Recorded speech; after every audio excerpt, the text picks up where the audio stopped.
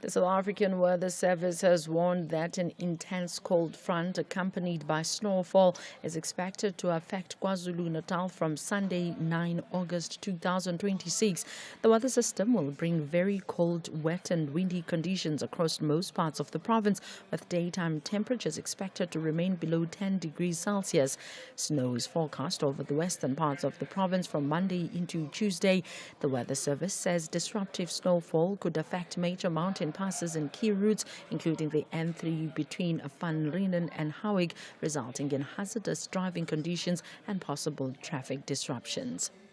Recapping the top story, an ANC councillor has been gunned down in eThekwini in KwaZulu-Natal. I'm Ndolambana for SAfm News headlines at 3:30. In sports this hour, FIFA slaps cheaper with transfer ban. Stormers ready for historic All Blacks clash, and England recall Pope and Lawrence for Pakistan tests. More details at 3:30. The National Pulse with Ashraf Garda on SAfm. You're listening to the National Pulse weekdays 3 to 6 p.m. And welcome indeed. Welcome to the show, The National Pulse. So there's lots to talk about. I can talk about the Madlanga Commission and the goings-on there, but I'll tell you something. This being, the continuation of SAfm at 90 and this drive to bring in people who, voices in this case, who were part of SAfm down the years to spend time with us. Well, today my guest is Thabiso Tema. TT. You remember TT? Of course you do. So maybe share for me, even now, your quick memory of listening to Thabiso Tema, mainly covering sport here on SAfm. And you can do that by dropping us a call live, 086 000 2032, and then WhatsApp 0614 104 107, text or voice note. And you can tweet, hashtag The National Pulse, tag me, SAfm Radio, tag Ashraf Garda, SAfm Radio, and do tag Thabiso Tema as well. So there we are. What's your one memory you can think about of TT? He'll join me after 4 o'clock as part of this co-hosting arrangement for one day, because he was a part of the history of SAfm. So that's one thing. But that's not all. There's a whole lot more we're going to talk about on the show, starting with issues around the Madlanga Commission coming up next. Voices may have changed, times may have changed, but the conversation continues. SAfm 90 years. Good day. My name is Debo Hokas, Chairperson of Public Interest SA. Congratulations to SAfm on reaching a remarkable milestone of 90 years of public broadcasting. For generations of South Africans, SAfm has been a trusted source of news, analysis, and informed public discourse. It has played an important role in strengthening our democracy by giving voice to diverse perspectives and keeping citizens informed on the issues that matter most. As you celebrate this historic anniversary, I wish the entire SAfm team continued success. 90 years of questions, 90 years of answers, 90 years of South Africans speaking to South Africa.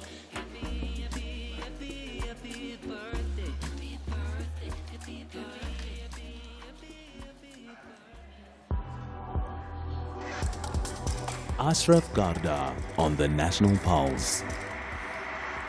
90 years indeed. And by the way, although I did prompt you to say, share your Thabiso Tema, your TT memories when he covered sport on SAfm, I mean, you can extend that, because yesterday I put this question in, some of you missed it in the early part, which is, when was the first time you listened to SAfm? Like, can you remember that? The very first time? Like, who prompted you? Did someone share? Were you listening? I think of people who were kids in a car, and their parents were listening to the show, and that was their first experience of SAfm. So when was the first time for you? Someone prompted you, you were in the car, there was an interview perhaps of someone you knew that you had to listen to. Share that thought as well, would love to know. Right, let's get to the other issues of the day.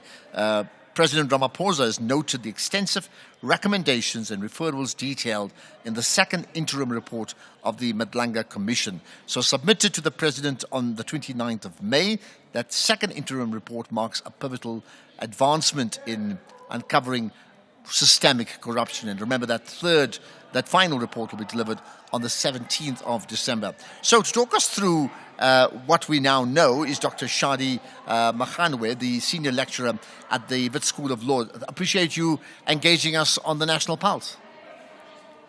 Hi, and thanks for having me. Thank you so much, Ryan. Firstly, just that point, the president noting the recommendations. How much do we interpret into that? Is it just like a stamp to say, okay, thank you very much, or what? Not necessarily. So when the president notes, it basically means that the president has received the report and he acknowledges the recommendations and referrals that come from it. I think now the most important point is implementation. So the commission itself has the power in terms of its terms of reference to make referrals, right? So those referrals then have to be dealt with by an appropriate institution, whether that means a SAP or any other investigatory body. It could be the NPA, it could be any other of those investigatory bodies, right? So the question should simply be, it shouldn't simply be that has the president accepted the findings. I think the more important question is what mechanisms are now going to be used to ensure that these referrals are investigated and properly and also promptly. Because remember, I think the challenge that we're having now are those revelations that we are getting from the commission. If it's not IDEC, it's another investigatory body that has been implicated in that sense. So the most important question is, how are we going to implement those referrals? Okay, but just to be very clear, in the literal sense, in English, when we say accepted the findings, it's just something. Does accept mean agree, or does accept mean received? I think in this instance, we should look at accept as I received them and I'm going to think about it. The reason why I'm saying that is because remember, apart from the fact that the commission has not made its findings and recommendations yet, we need to also understand that the recommendations of the commission don't have a binding legal effect. So what would basically happen is that the president is now going to look at the final report and then decide if he's going to share it with us. And by share it with us, I mean give it to Parliament, because Parliament is the one that must hold the executive accountable. So when we say Parliament must hold the executive accountable, we don't mean only the president, we mean every other branch that falls under government or under the executive. So the president must still decide what he's going to do with the report once he gets it from the commission. When you say decide, how many options does the president have? I don't think he has that many options, and I think this speaks to the principle of accountability or the principle of transparency and accountability when it comes to our constitution. So in as much as the starting a commission of inquiry is the power of the president, and hence the commission must give the report to the president, chances are we are going to be privy to what is in those reports. I think maybe perhaps now, I don't understand the reason behind us not seeing the reports. I think it's because they're interim, so they're not final reports. So once the president has something tangible, because of that principle of transparency and accountability, the president is probably going to share the final report with us. So I think right now the most important thing that we are seeing from the commission is that referrals are being made and the president is taking them into account, which is why you are seeing some of those people being implicated and further investigations being done according to those referrals. Okay. And your point about, that's why we haven't seen it. What do we know so far in terms of the recommendations that may have been made from the first report and now the second report? Even so far, what do we know? I think the first interim report already resulted in some recommendations and referrals, right? Particularly concerning SAP. And the president has now announced basically that they accept the second interim report, and it contains further recommendations and referrals based on the evidence that is heard by the commission. But I think it goes a bit further.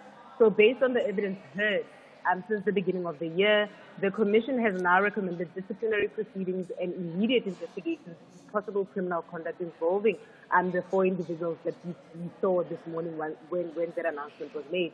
So I think this is an important transition. The commission is not merely documenting allegations anymore. It's identifying matters that it believes require immediate action by the relevant authorities. And I think maybe this takes us to the issue of language. Sorry, I'm about to be a bit long-winded here. So I think what we should take out of it is that it doesn't necessarily mean that those who have been implicated or those who have been named from those referrals have been found guilty. A commission is a fact-finding body. It's not a criminal trial court, so they are not guilty. They have not been found guilty yet. But the referral basically means probe further to find if there's sufficient evidence of criminal life. And I mean, and your point, and I think it's significant where you talk about, clause 12, that the commission shall, where appropriate, refer any matter for prosecution, further investigation, or the convening of a separate inquiry. Now so that can happen immediately. They can refer a matter for prosecution now already outside of the final report, right? Exactly, which is why we are seeing them making referrals to the president. And the president has basically now started acting based on those referrals. So in an instance where there's sufficient evidence to probe further and possibly lead to a prosecution, that is why they can make that urgent referral to say that we think there's sufficient evidence here based on what we have heard, based on what witnesses have given us. However, because they cannot constitute or they cannot hold anyone criminally liable, that is why they can refer. And I think an important note to make out of this is that they don't necessarily need the president to make the referrals, and their terms of reference allow them to make the referrals themselves. But I think what it basically means here, it shows us that there's a collaboration between the president and the commission, which also makes it easier for us to trust the process in that sense. Let's end with this trusting of the process. You see, many people listening to the show, in fact, they don't trust the process. They've said up front, and I'm talking about people that make up the Pulse community here, right? They've said up front, this is just a charade. This is just going through the motions. And you know what? At the end of the day, absolutely nothing will come out of it. We'll just hear lots of hoo-ah and end of story. Do you find that increasingly so we're seeing evidence that is the furthest thing from the truth, that we're actually seeing a commission with actual teeth and we are seeing results as a result of the commission already affecting things outside in civil society? I think based on the experience that we've had with commissions of inquiry in South Africa, it's reasonable for people to think that nothing will come out of this. But I think just based off the amount of recommendations or interim recommendations and referrals that the commission has made, I think we are seeing a different kind of accountability, right? Even though the commission has not made final recommendations, we are seeing action, we are seeing some form of accountability, and I think we should give the commission that kind of credit. I think it deserves the credit. So in as much as it's not the one making the arrest, it's not the one conducting criminal investigations, just based off the testimonies that they have been able to get from the witnesses, and also just some of the evidence that the witnesses has given the commission, we are starting to see some form of accountability. It may not be everyone who has appeared before the commission or everyone who has been implicated in that sense, but I think for once we are seeing some form of action and accountability coming from the Commission of Inquiry before final recommendations have been made, and we should give that credit to this commission. Well, thank you for sharing those insights, Dr. Shadi Makhanwe, Senior Lecturer at the Wits School of Law. Much appreciate that. Now, reaction from you based upon that conversation we've just had. As always, we want reaction. We expect reaction. Whether you are in Cape Town, the city of Tshwane or Pretoria, Ekurhuleni, Johannesburg, the other metros, East London, PE, wherever you may be. Do I need to say PE or Gqeberha? Wherever you are in the country, and we know there have been people listening from around the world, people in Ireland and Scotland and even in the Ukraine, by the way. So listening on streaming live wherever you are. Don't forget, we've got TT coming up. Tabiso Tema will co-host at least an hour of the show with me coming up after 4 o'clock as part of SAfm at 90, where we reflect the voices of the people that gave voice to the country and the changing nation that we've experienced over the years here on SAfm. Thanks for joining us here on the National Pulse. EFC is live this Thursday, fresh off a championship win. He was willing to give everything for this title tonight. Cape Town's Adrian Sanchez puts his interim belt on the line against the man determined to fulfill his family's legacy, Durban's Bradley Swanepoel. Live this Thursday from the World Sports Betting Arena. Watch it on SABC Sport Channel on DTT Channel 4 from 7 p.m. Brought to you by SABC Sport. Moving to a bigger office space can be expensive. Guest is on the line. We're coming to you after this. Save up to 20% on my insurance premiums every month. Plus, I get My Business Assist, which helps me with marketing, legal, and admin services. Saving money while growing my business is a great win for me. Switch to My Way Business Insurance and save up to 20% on your monthly premiums. Real businesses, real savings. Call us on 0860 646464 today for a quote. My Way is a licensed non-life insurer and FSP. Standard rates and T's and C's apply. Looking for exclusive content, live events, and special broadcasts like the Madlanga Commission? Then connect to the all-new SAfm Connect stream. The Madlanga Commission, live and uninterrupted from 9:30 Monday to Friday. SAfm Connect brings you more of the conversations that matter. Listen anytime, anywhere by visiting connect.safm.co.za or stream directly on SABC Plus at sabc-plus.com. SAfm Connect. More conversations, more access. There's much more coming.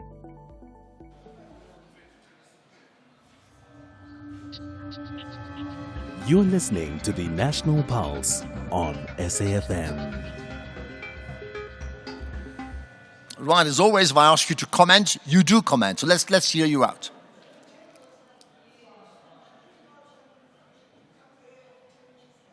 So my name is Quentin. I'm calling from Worcester in the West. The guest is on the line. I was listening to a program one day when I was driving. Yeah, we're going to play three voice notes.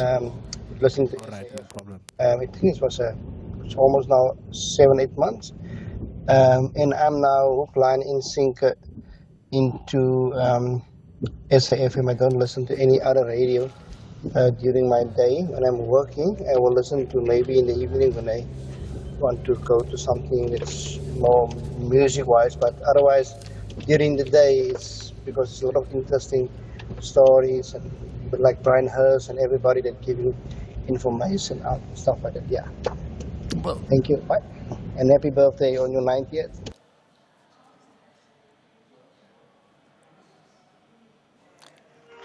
Hi.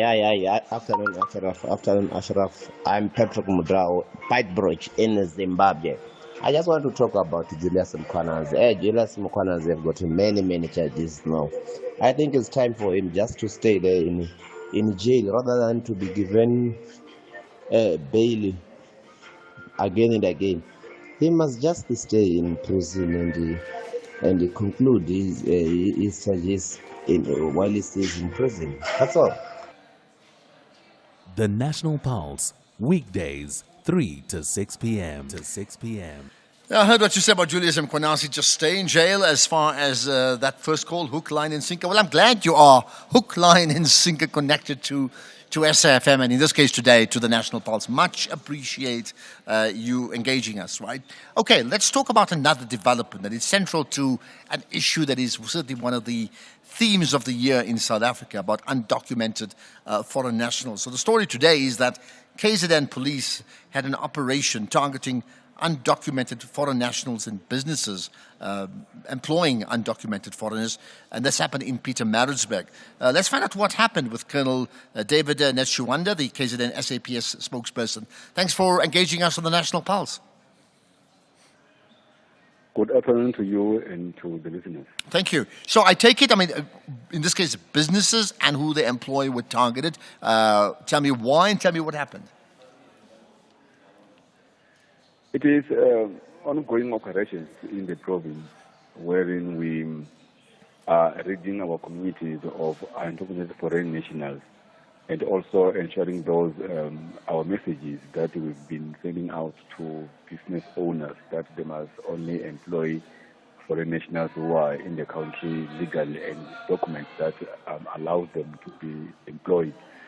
So we operated in Maritzburg today, wherein scores of foreign nationals who were undocumented were arrested. We're standing at over 30 of them. We are still operating. The numbers are growing as we come across them. There was a shop which was closed by the Labour Department, which was not compliant with labour laws, and the owners were taken into account. So it is an operation that does not only focus on undocumented foreign nationals. It's also focusing on all other crimes that happen in the area. Hence, there were 2 people who were arrested for being in possession of drugs. Okay, so I hear that one about the drugs. That will be ongoing. So in terms of the undocumented foreign nationals, just give me the numbers. So these are people who would be ostensibly working in some of the stores in the Pietermaritzburg region. So how many people were, did you have to check out? How many people then have they been actually arrested? And what happens next? The numbers are not exact. The last count we did in Maritzburg city only, there were over 30 of them that were arrested and taken for verification. In other parts of the district, operations are ongoing, and officers are arresting those who are undocumented. So it will be only later on this afternoon that we will have the numbers consolidated and give an update. Okay. So for now, we can just say that well over 30 of them have been arrested for being in the country without paper. All right. And what about the owners of the businesses where they worked in? I mean, what did the owners say? Did they say anything in mitigation? When we come to your shop and we found that you are employing people with no documents, we don't negotiate. We enforce the law. We've been talking for so long. Now it's time to take action. So if you're going to debate with somebody who is breaking the law, we'll be wasting our time. We do what the law says we must do, and we did that. We took them in. If there's anything to say, they will tell the court, not the police. Okay. And when you talk about verification, how do you determine that someone needs verification? I mean, I take it you approach a person, let's say in a store, and you determine that is a foreign national, so you'd ask them for what? What would you ask them for, and what can't they give you that warrants then you taking them in for verification? When we operate with the Department of Home Affairs, officers from immigration, who are the custodian of immigration in the country. So they know the documents that the people must have, whether it's asylum, whether it's a refugee, passport, work permit, all those things. So they know. They are the ones who say, these are the ones who must take them so that they can verify them. Because on face value, a document can look legit, can look authentic, can look original, and it can look valid, whereas it is not. So they are the ones who will verify using their system, and then they will check. If they find that you are in the country legally, your papers are intact, then we'll release you. Otherwise, you must follow the process of deportation.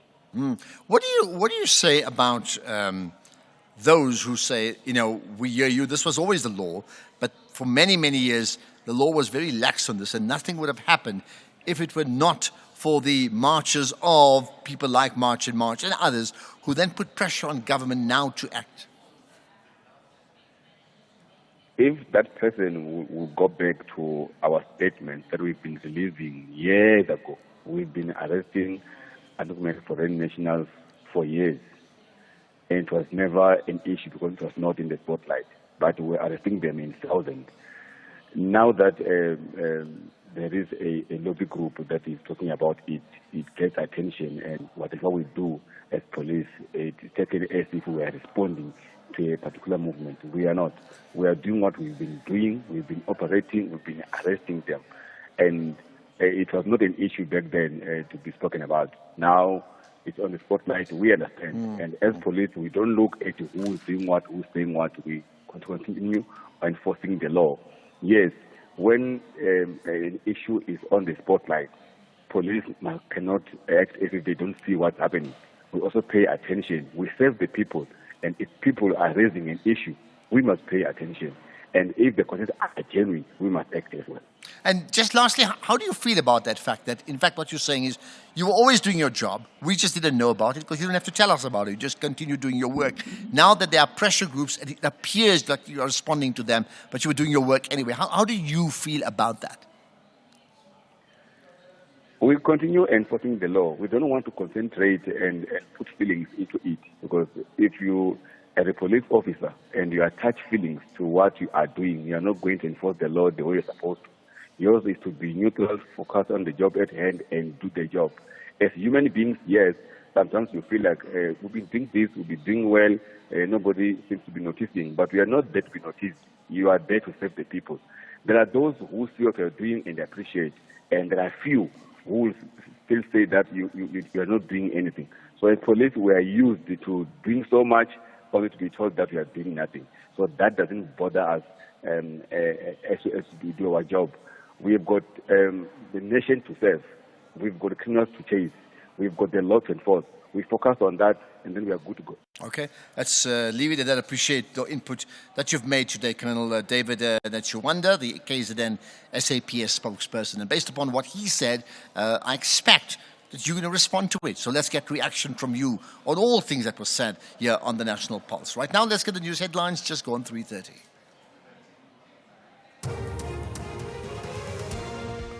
Thank you, Ashraf. On the news headlines, an ANC ward councillor has been shot and killed in the west of Durban in what police have described as a targeted attack.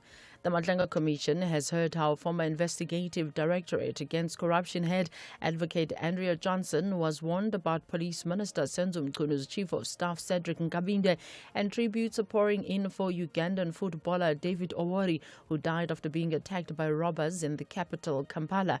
A full update follows at the top of the hour. This is SAfm Sports with Tuming Khapele. Let's start with soccer. In fact, I believe the chips have fallen for Chippa United. Absolutely. A very good afternoon to you, Ashraf, and our listeners. Well, Chippa United have been hit with an immediate FIFA transfer ban after failing to settle an outstanding debt owed to former midfielder Roland Sunung.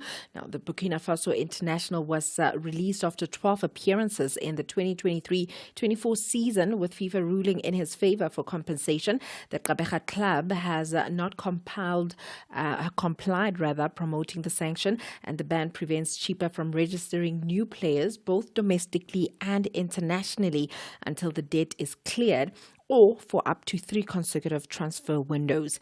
In the meantime, Stellenbosch FC have secured veteran striker Bradley Grobler on a 1-year contract, reuniting him with coach Gavin Hunt.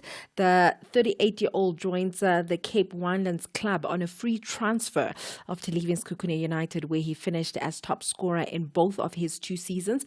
Grobler, who has scored over 100 goals in the PSL era, weighed up offers including interest from Amazulu before opting for Stellies, with Hunt's influence proving very decisive. Elsewhere, Turkish side Trabzonspor has officially announced the signing of former Liverpool forward Mohamed Salah on a 2-year deal. It means that he will not be competing in the Champions League this season, with the Turkish side kicking off the campaign in the Europa League playoffs. Mo Salah will earn more than any other player in Turkish football history. His contract is reportedly worth around 17 million euros a year. That's around 319 million rand, or 280,000 pounds. That's 6.1 million rand a week, along with a sign-on bonus of 94 million rand. That's like 5 million euros. So a lot of money for him. In terms of rugby, the DHL Stormers will make history tomorrow when they face the All Blacks for the first time at the DHL Stadium in Cape Town. Stormers captain Ruan Nal will lead a strong side that includes Springboks Evan Roos, Warwick Galant and Dean Fourie, while junior Springbok fly-half Hakeem Ahmed will make his debut. And Coach John Dobson says that his team is ready to challenge the All Blacks with a physical performance, and kickoff is at 7 p.m. Meanwhile, Sharks 15 coach Mike Vowles says that his side are braced for a fierce physical battle against the Boland Cavaliers in KwaMashu on Saturday after 3 away fixtures to open their curry campaign. Vowles believes that the squad has grown in confidence despite only 1 win, highlighting the cohesion and connection being built. He did want that the Boland's settled and mature team pride themselves on momentum and physicality, urging the Sharks to be brave and just to stick to the DNA of relentless and exciting rugby. In tennis, Cameron Norrie claimed a comfortable victory at the National Bank Open in Montreal to set up a third-round meeting with Alex de Minaur. Nori ranked 4 places behind the Peruvian world number 33, secured a confident 6-3 and 6-3 win in 1 hour and 29 minutes. The 30-year-old saved 3 out of the 4 break points that he faced and converted 4 out of the 11.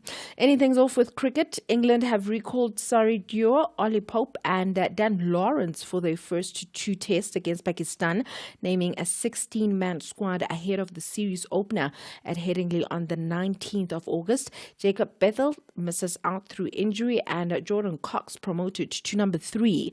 The 3-match series will be England's first since the retirement of captain Ben Stokes and the sacking of head coach Brendan McCullum. Now, Joe Root returns as captain with Marcus Trescothick serving as interim coach.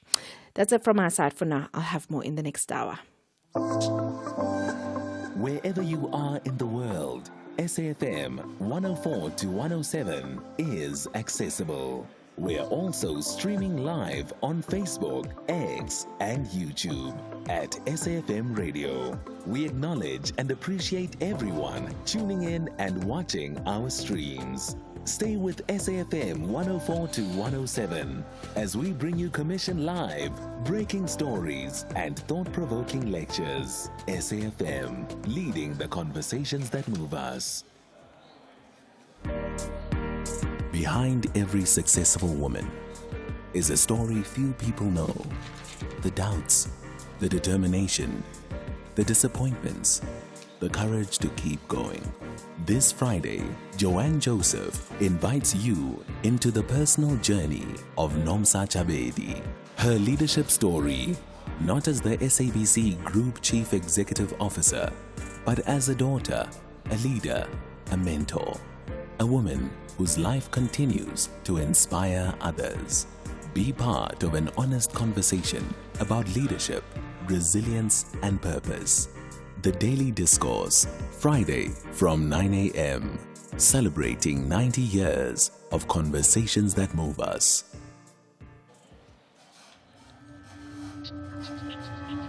The National Pulse, weekdays, 3 to 6 p.m. And you know the story because of SAfm at 90, where we celebrate that journey that started 90 years ago. Different names, but that one long journey of SAfm being part of the greater SABC. And as part of that, we are picking up the voices of the SABC, or SAfm in this case here. People who've been part of the show before. You know, Bridget had Shadow Twala yesterday. Fiona Ramsey was a guest the other day. We've had Timodisi on Monday. Today, I'm going to chat to Tabiso Tema coming up after 4 o'clock. And I think Stephen Curtis will be on tomorrow morning on Kathy's show. So all of these people who at some stage have been part of the SABC or SAfm in this case, we'll be talking to them. So what's your Tabiso Tema story? You know, he was a sports anchor here on SAfm. How much do you remember of him and what he said and his style and what he did? Perhaps some anecdotes you may want to share about him. We'll talk to him. He'll co-host the show after 4 o'clock. In the meantime, Nomsa Patricia Betty Shabangu, an interior designer who said that she has known former Defence Minister and the National Assembly Speaker Nosiviwe Mapisa Nqakula for about 22 years and considered her a sister, testified this week that she oversaw the renovations at Nqakula's Bruma Johannesburg home between 2018 to 2020, so like a 3-year period. Her evidence forms part of the state's corruption and money laundering case against Masipa Nqakula, who has pleaded not guilty to all charges. Okay, let's understand the story behind that story and the implications thereof. With me, Ricardo Texero is the associate editor at the Daily Friend and a defense analyst. Ricardo, thanks for engaging us on the National Pulse. Afternoon, thank you for having me. Thank you. Right, first of all, let's get context in terms of how did we get to know that Patricia Betty Shabangu needed to testify? What happened there? Well, this trial seems to have gotten very personal in a sense. It was alleged by the state's witness that Msondwa Ndlovu, that some of the cash that she had paid to the former minister in bribes, former minister had said that that she had renovations that she had to pay for, and there was a particular allegation that Mzondo Ndlovu had to bring cash because the minister only had 1,000 rand in her account. So that discussion over the renovations about her Bruma home and the fact that the illicit funds were used for that brought the designer into the case as a potential witness, and she has been testifying. Okay, so let's just repeat. What did she allege? Well, she alleged that the minister, she'd known her for over 20 years, and that in the involvement of the renovations of her home, she'd only ever been paid in cash by the minister. So it's alleged that the minister used the proceeds or the bribes in this case to pay for the renovations on her home. Okay, and I mean, it may be early days now, but has there been any rebuttal to that confession? Been no rebuttal whatsoever, no. In fact, the designer has said that, in her entire relationship with the minister, dating back over 20 years, she'd only ever been paid in cash, and also stated that the minister didn't know how to send EFTs, allegedly. Yeah. Now, I suppose, normal being paid in cash is one thing, but I also understand part of the same testimony was being paid in cash in terms of large sums of money. Can you tell me more about that?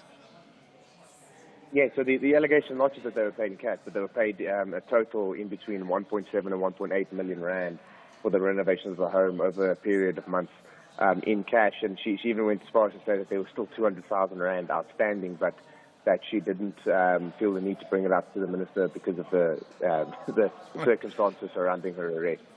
Okay, well, nothing's stopping her from bringing it up anyway and see where that goes. What happens next? So next, we've heard more allegations in court and more witnesses. In fact, financial investigator took the stand today, but also the state's witness, Mzondo Ndlovu, claimed that the stress from dealing with the corruption forced her to have a miscarriage. So the case itself has gotten quite personal. In fact, it has started looking into the personal lives of not just the former contractor who paid the bribes and was extorted for the bribes to an extent, but it's increasingly starting to look more into the personal life of the minister. Yeah, that is really so sad. Let's just take a step back in terms of to recap. What has caused the need for Mapisa Nkula herself to be put in the dock in this case under charges of corruption and money laundering? Meaning, what brought that on? So it was an investigation into the irregular awarding of a tender to Mzondo Ndlovu's company, the defence contracts that she received from the Department of Defence to bring back goods from former UN deployments via ocean cargo carriers. And that ultimately comes down to the fact that the Defence Force did not have the capacity to transport its own equipment and personnel and to conduct its own inter-theatre logistics. And it was then opened up to private contractors, and it's in those contracts that this particular case has sprung from.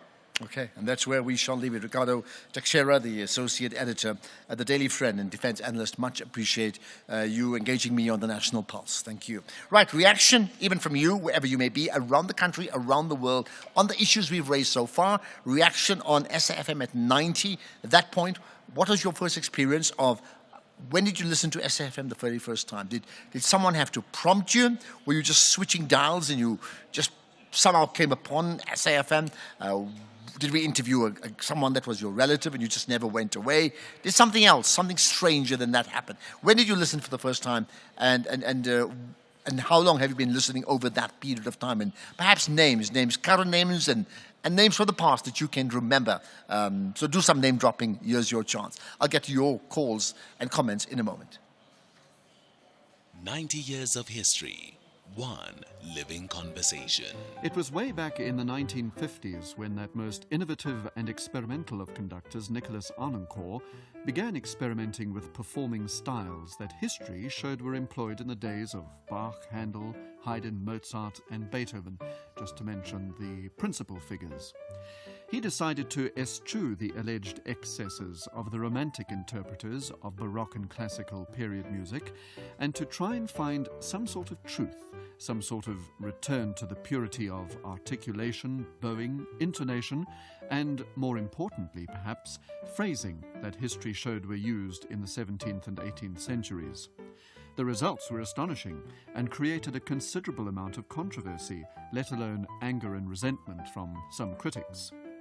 The lush, overpowering sheen of the modern symphony orchestra, combined with an all-powerful conductor on the podium, adding his interpretation in the form of tempo, dynamics, phrasing and rubato to the music, were suddenly replaced by thin textures, gut strings, no vibrato, smaller ensembles, and a kind of austere purity that seemed quite alien to ears in the middle of the 20th century. But the pioneers of this move towards performance purity were convinced that what they had unearthed in years of forensic research into performance practice was exactly what was needed to present a public whose jaded palate was just about immune to the shock value of a Beethoven symphony, with a new revolutionary approach to the classical masterpieces. The voices of yesterday meet the questions of today. SAfm 90 years. Let's have the conversation. WhatsApp voice notes on 0614 104 107. Well, Ashraf Hashifane Patlasbeck.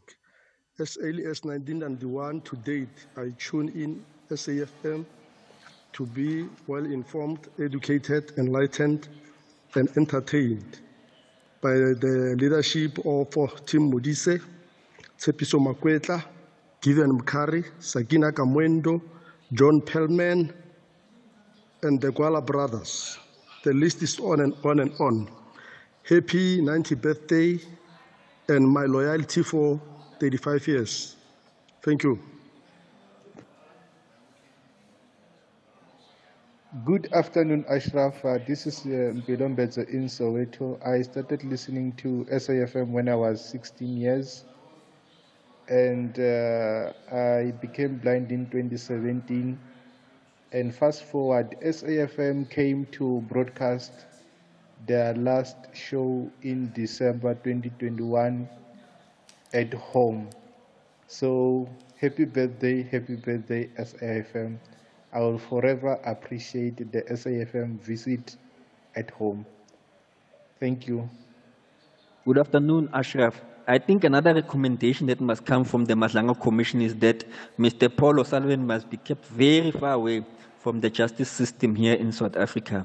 That man has been a menace for many, many years. I think it needs to be stopped now. The Madlanga Commission exposed that there was a bit of a plot to tarnish the name of Masemola. And Paul O'Sullivan has been gunning for Masemola for many, many years. So he must be kept away from the justice system here in South Africa. Thank you. This is KG from Ikuguleni. Okay, thank you for that, KG. Well, interesting thoughts, about Paul O'Sullivan, and let's see how that unfolds. And the previous callers we've had about, that person who then was blind and listening now since he was 16, so what's it, 9 years, right? Well, I didn't know that we actually went to your place, 2021. What a fascinating story that must be. We need to dig up the archives to perhaps replay that visit. And I wish we can. I'm sort of speaking aloud to the production team in SAfm management to say, come on, let's bring up that very, very special interview, I would think.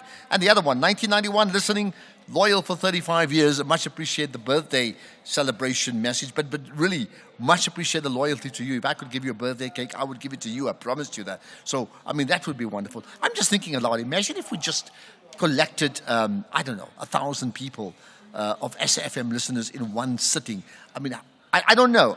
How can we do that? Get 1,000 SAfm listeners together in one area, just sitting and chilling, and all have one thing in common. They all listen to SAfm. Now, can we do that? Where can we do that? When can we do that? How can we do that? Perhaps you got some great ideas. There's some more voice notes we can play.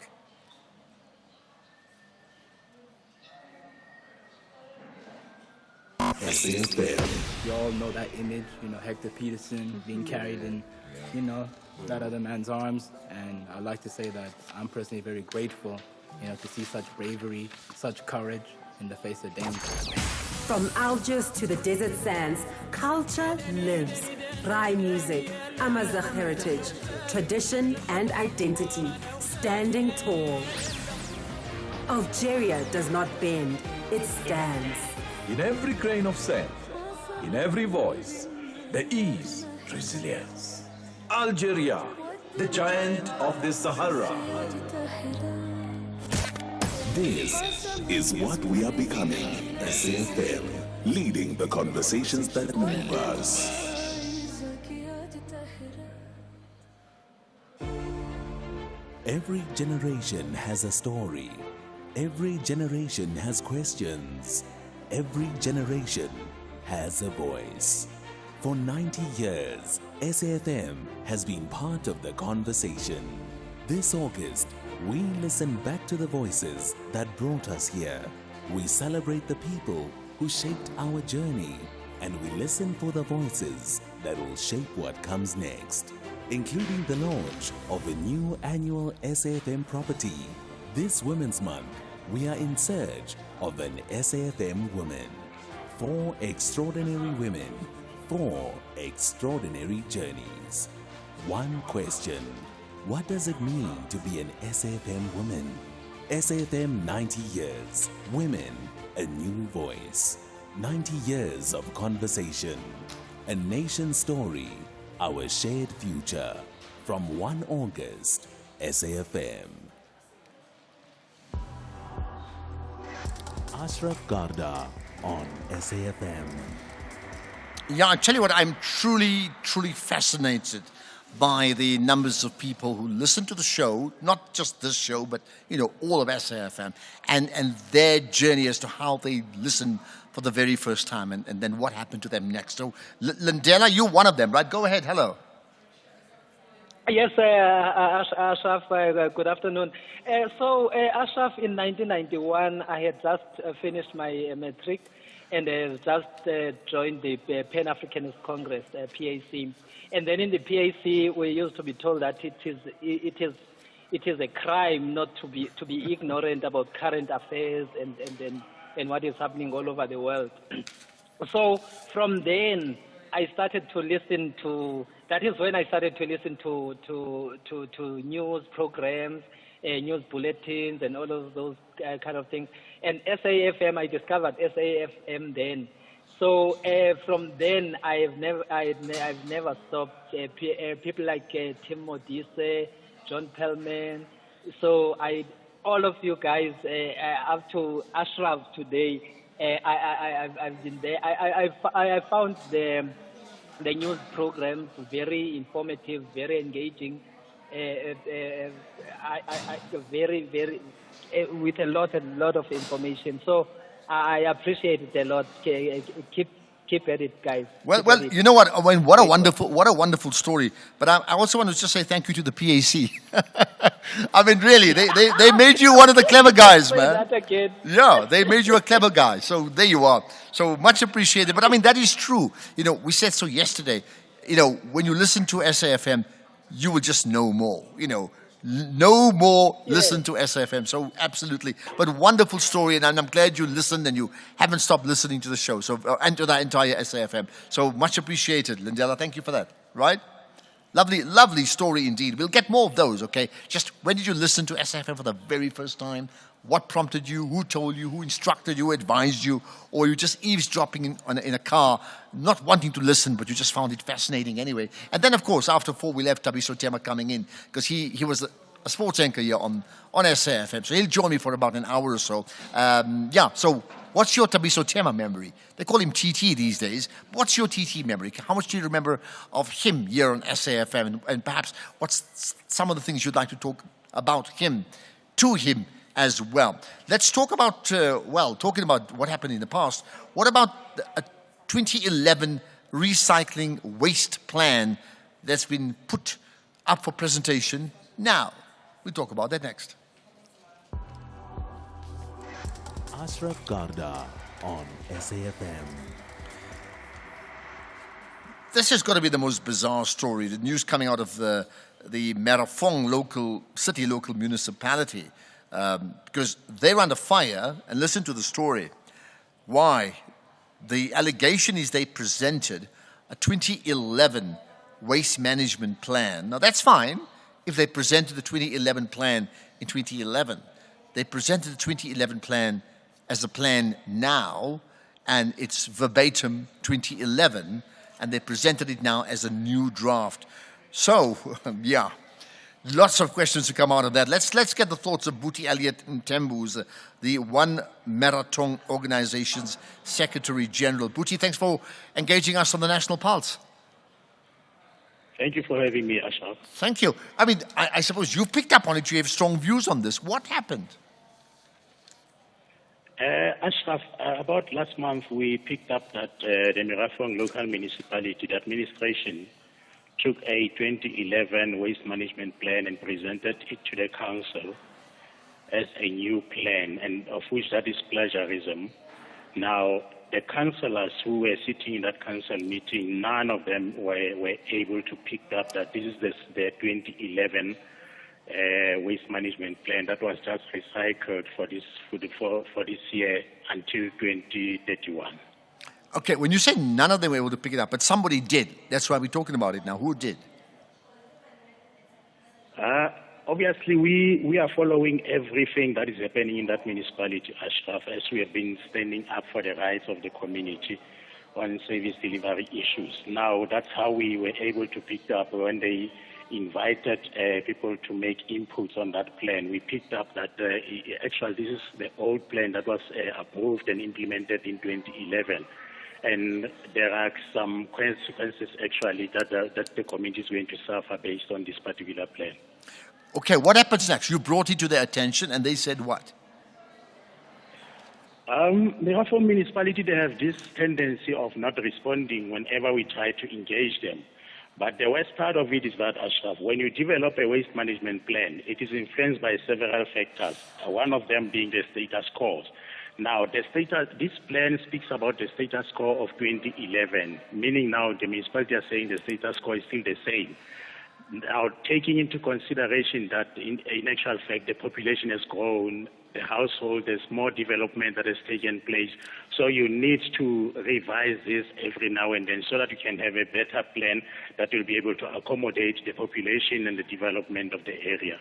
So that on its own, it tells you how or why we are experiencing so much service delivery backlog, because now we'll be implementing the old plan based on what was the situation of 2011, not 2026. I mean, it's 15 years from then until now. So here's the thought. You're raising the old plan, developing the old plan. Has that old plan been implemented now anyway? That means implementing a 2011 plan in 2026, whereas, a lot of it has changed in the terrain. So is the plan being implemented? Yes, it went before council and the council approved it. So once it passed the council, then it has to be implemented by the administration. Oh, goodness. So every councillor who was sitting there, the management, the municipal manager and the directors, they never saw anything wrong with it. So everyone who was in that meeting, they said, hey, okay, can go forward. So you're saying there's been... That on its own. Okay, absolutely. There's been no official response, as you said. They're not responding. No, they haven't responded as yet to our inquiry and trying to bring this to your attention, because this is a clear misleading. They misled the council about this particular thing. So someone need to be held accountable. When did you raise it? I mean, how long? Give us some timelines. I think that's at the beginning of July when we raised this matter with them. They don't even acknowledge the recipient of what we are bringing, or the letters that we are bringing to their attention. So, and you see, when you look at the plan and the situation on the ground, those are two totally different matters. They are far apart from each other. Well, I'll tell you what we're going to do. I'm looking at Keys now, my producer, and literally telling him, listen, let's get the guys from Merafong on, because we need to get them to respond to your comments. Like, absolutely, it's the most bizarre thing I've heard in a long time, right? Would you know, just lastly, so we'll keep in touch with you, right? Would you know, I mean, where does the buck stop in this case here? I mean, who do you think ultimately should have been responsible for this mess? It stops with the municipal manager. Remember now, they are the one who are sponsoring the items to the council.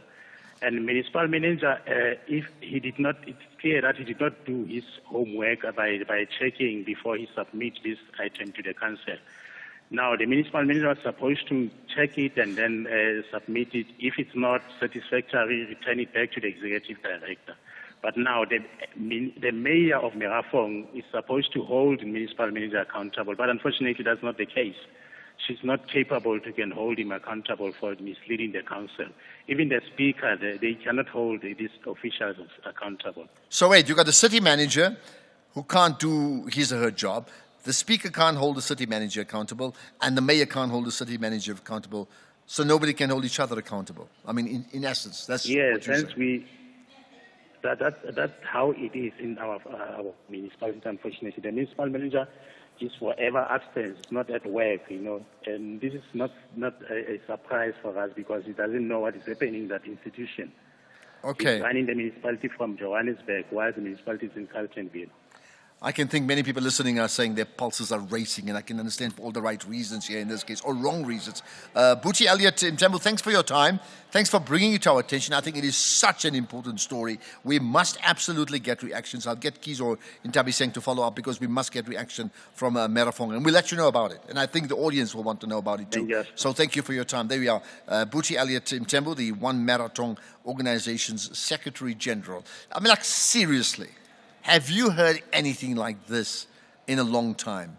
Of a 2011 waste management plan, nothing wrong with that plan, but it gets represented in 2026 as is, no changes, gets accepted, adopted, and therefore put up for implementation, and nobody in the entire council picked up that it was an old plan, or if they did, they didn't worry about it, and people from the outside then picked it up.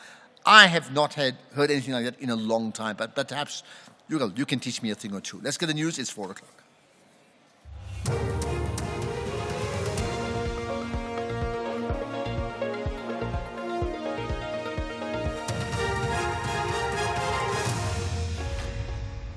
Thank you, Ashraf. On the top stories, ANC Klaarwater councillor shot dead and tributes pour in for Ugandan footballer David Owori. For SAfm News, I'm Ondalambana and a very good afternoon.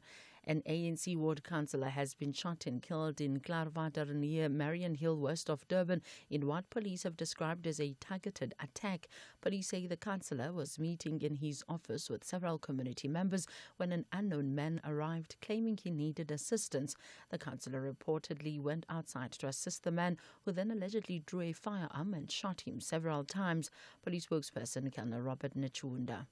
Different police units are combing for clues and pieces of evidence at a crime scene in Clearwater near Marian Hill, where a ward councillor was shot and killed on Thursday afternoon. The suspect fled the scene on foot. The motive of the killing is unknown at this stage, and a manhunt for the suspect is underway. The Madlanga Commission has heard how former Investigative Directorate Against Corruption head Advocate Andrea Johnson was warned about Police Minister Senzo Mkunu's Chief of Staff Cedric Nkabinde. IDEG Head of Investigations and Operations Matthew Sesoko testified that he cautioned Johnson against Nkabinde, describing him as dishonest. He told the Commission that evidence gathered during the Blue Lights investigation involving South African Police Service officials indicated that Nkabinde had colluded with suspects. Sisoko said he had warned Johnson after she informed him that she needed to prepare a document for Police Minister Senzo Mkunu and communicate with Nkabinde. When the ID mentioned Mr. Nkabinde, I alerted her to his history. In my assessment, Mr. Nkabinde is a dishonest man, and I explained to her there was evidence, including data analysis by our data analyst, in the Blue Lights investigation matter, indicating that Mr. Nkabinde was working with or was colluding with the suspects in the Blue Lights matter. Proceedings in the bail application of suspended Kuruleni Metro Police Deputy Chief Julius Mkwanazi and 4 others has been postponed to 13 August in the Brakpan Magistrates Court. The accused will remain in custody. Earlier, Mkwanazi's lawyer, Advocate Peter Wilkins, challenged the state to provide sufficient grounds for opposing bail. Wilkins argued that the state has not clearly explained the basis for a common purpose allegation or when it was allegedly formed. Mkwanazi and his 4 co-accused are appearing in court on charges related to the 2022 murder of Emmanuel Mpenze, who was allegedly tortured to death in Brakpan before his body was dumped in a dam. Wilkins further contended that his client was only implicated after the death of Emmanuel Mpenze and that the matter does not constitute a Schedule 6 offence. What we asked my learned colleague, even this morning, to provide us with an indication of why bail is being imposed. That has not been done, and the answer was simply that the state intends to wait until we have presented our case, and then they will decide on what basis they're going to oppose. Your Worship, I respectfully submit that is an improper way to conduct this. But be that as my learned colleague can deal with his case as he deems appropriate. The South African Weather Service has warned that an intense cold front accompanied by snowfall is expected to affect KwaZulu-Natal from Sunday, 9 August 2026.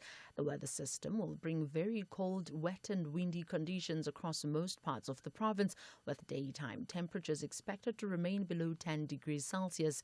Snow is forecast over the western parts of the province from Monday into Tuesday. The Weather Service says disruptive snowfall could affect major mountain passes and key routes, including the N3 between Van Riebeeck and Howick, resulting in hazardous driving conditions and possible traffic disruptions. Tributes are pouring in for Ugandan footballer David Owori, who died after being attacked by robbers in the capital, Kampala. Police say he was assaulted on Monday after resisting an attempt to steal his mobile phone. Owori captained Sports Club Villa, the Uganda Premier League record champions. The BBC's Richard Kagowe has the details. Sports Club Villa, where David Owori was captain, says it has lost more than a player, describing him as a leader, brother and friend. Uganda's Football Federation called him an inspiration to a generation. The national team, the Cranes, said it had lost a football star who carried the hopes of Uganda. Parliament on Wednesday observed a minute's silence in his honour and called for a swift investigation. His death has fueled public anger over violent crime in Uganda. Recapping the top story, an ANC ward councillor has been shot and killed in Klaarwater near Marion Hill, west of Durban, in what police have described as a targeted attack. I'm on Lambana for SAfm News. Headlines at 4:30. And coming up in your sports this hour, SAFA confirms presidential nominees, key SA role players strike new player deal, and Proteas women confirm revised India tour. More details at 4:30. SAfm, guiding you through the rush hour traffic. We start with some problems on the highways in Ekurhuleni, east of Joburg. There's a roadworks situation underway on the N17 east towards Osborne Road. Quite a heavy queue as you come from Germiston into that Wadeville area, and that'll be delaying traffic through the afternoon out towards Brakpan and Spriggs. A crash on the R21 leaving the airport by 4 Trekker Road. That's a delay that's pushing back towards the R24 highway. And a collision leaving Soweto on the M1 North up by Maresburg, just past the Maresburg, Albertina, Sasuna Road off Raven. There's some queues coming out of Soweto into that one. M1 South under a bit of pressure south to Winnie Mandela, as is pretty much usual the case. A lot of breakdowns on the M1 North and South between Rigel and the R21. Just watch for some delays going to and from Pretoria this afternoon. Durban, the N2 South is slow through Mshlanga, heading down towards the Kwamashu Highway exit. N3, Ashburton, Pietermaritzburg, not too bad. A little bit of traffic at Ashburton on your way to Durban, but nothing too bad at this stage. And Cape Town, here's an alert. Baden-Powell Drive, burning tyres between Jafta K. Masamola and Walter Sisulu. So protest action erupting, restricting and possibly closing down traffic on Baden-Powell at the bottom of Khayelitsha. Also, no traffic lights. N7 going south at 4 Trekker Road, causing a heavy backlog through Goodwood. With your traffic update, I'm Rob Byrne. Stay safe on the roads. SAfm is with you. The National Pulse with Ashraf Garda on SAfm. You're listening to the National Pulse, weekdays 3 to 6 p.m. Well, the National Pulse, it certainly is. I'm telling you that story of Merafong. Okay, look, let's get this right. It's as per what G. Elliot Mtembu has alleged. We need to get their story, their side of the story. But this seems to be the type of thing that's cast in stone with paper, right? There's a paper trail around it. It is the craziest thing I've heard in a long, long time. In fact, have you heard anything like that? You know, not necessarily the same ones, you can comment about it, but have you heard any other stories like that where a plan of 10 or 15 years old is presented then and then represented right now exactly like it is, almost as if it just happened now and nobody changes anything, no matter what. It's rather crazy. Well, this is the National Pulse. We'll be joined by Thabiso Tema shortly, part of the SAfm at 90, where we speak to different people, voices of SAfm from those years who've now, we brought them back for a day. So Thabiso or TT will join me shortly. You can share your TT Thabiso Tema memories in terms of when he was a sports anchor on the station, what you remember him saying, his style and all that sort of thing, and perhaps you even know him very well. You can certainly do that anyway, right? But yeah, and we'll talk to him then coming up just now. In the meantime, let's get up to date with the Madlanga Commission. This Sunday evening at 7 on the Tastemaster Professional, our chefs whip up something sweet for the soul as they head to Bertus Basson's latest restaurant, Ongetem, in the heart of the mother city to celebrate winter desserts. It might be cold outside, but things are heating up in the kitchen. Catch all the drama on the Tastemaster Professional. Sunday at 7, repeat Saturday at 4:30 and Sunday at 3:30. Only on SABC2.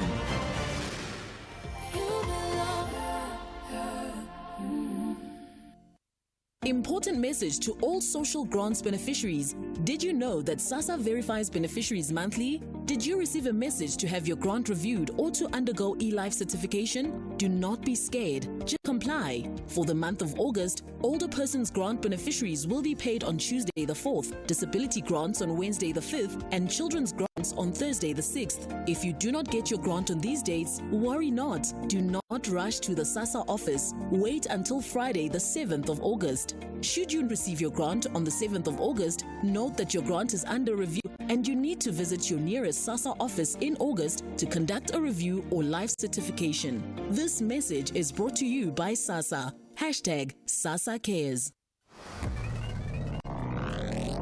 Voices may have changed, times may have changed, but the conversation continues. SAfm 90 years. This is Wandile Sehlobo, Chief Economist of the Agricultural Business Chamber of South Africa. You know, when I think of SAfm, it is home. It is a place where driving to work, from work, in between meetings, one makes sure that you have SAfm playing, because it is a space where we get to understand our community, South Africa, better, and at the same time have broader conversations about the world and the implications of that to South Africa. Many people that over the years have worked at SAfm and the teams that are there today, to all of you, thank you so very much. 90 years of questions, 90 years of answers, 90 years of South Africans speaking to South Africa.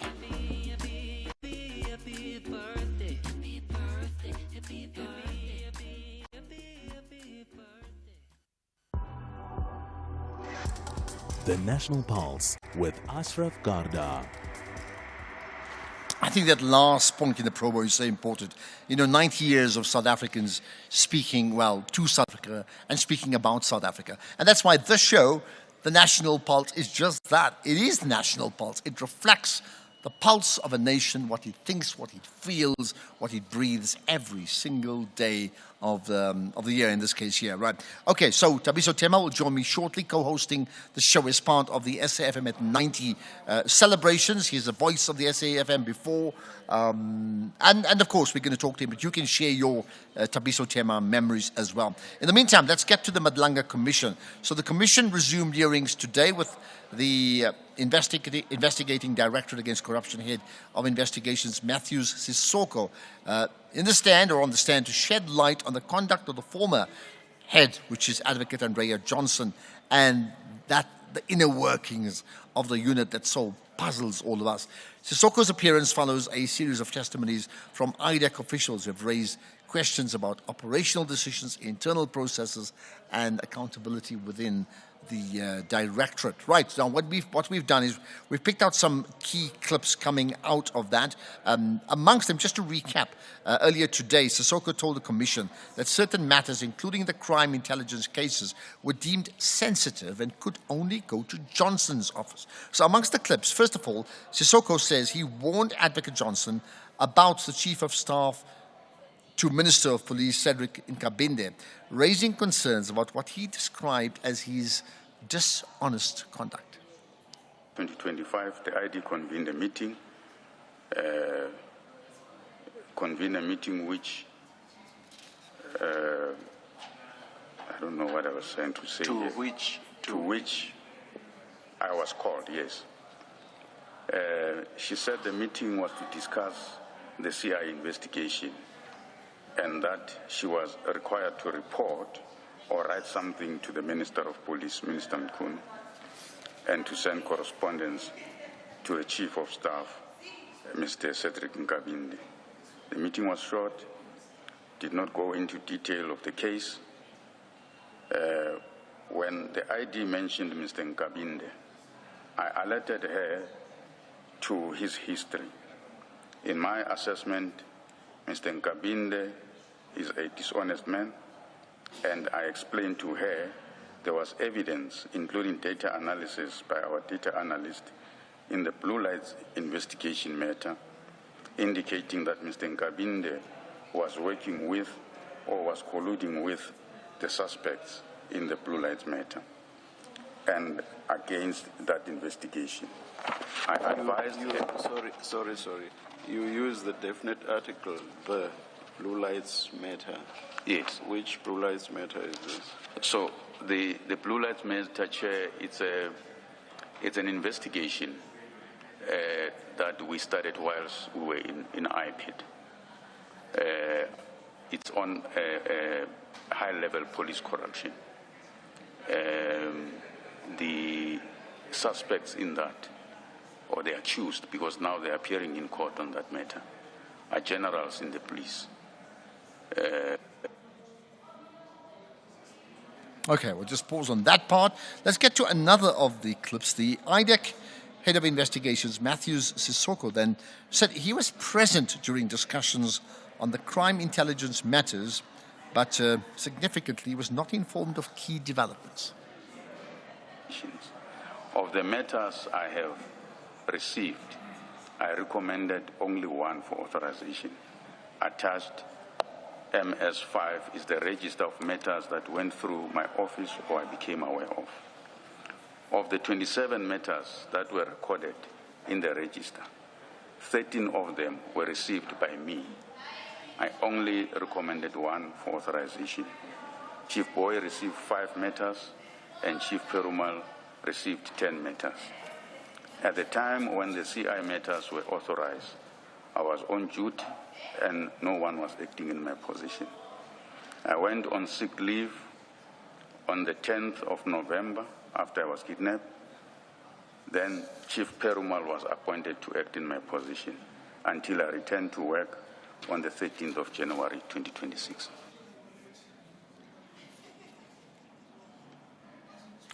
Right, so let's pause on that. There'll be further developments, and if there are, in the course of the next hour or so, we will certainly cover that regarding the Madlanga Commission. But you can give us your own thoughts. As always, I think the key operative word is like reaction.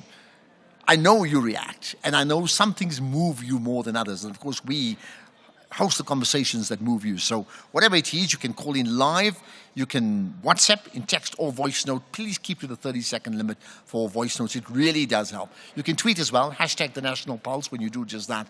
And when you do that, tag SAfm Radio and do tag me as well. Right, don't forget Tabiso Tema will join us shortly as part of the special SAfm at 90 co-hosting programs that we've been having all week, in fact, and there's a whole lot more to come as well. But coming up next, there's some developments regarding the Employment Services Amendment Bill.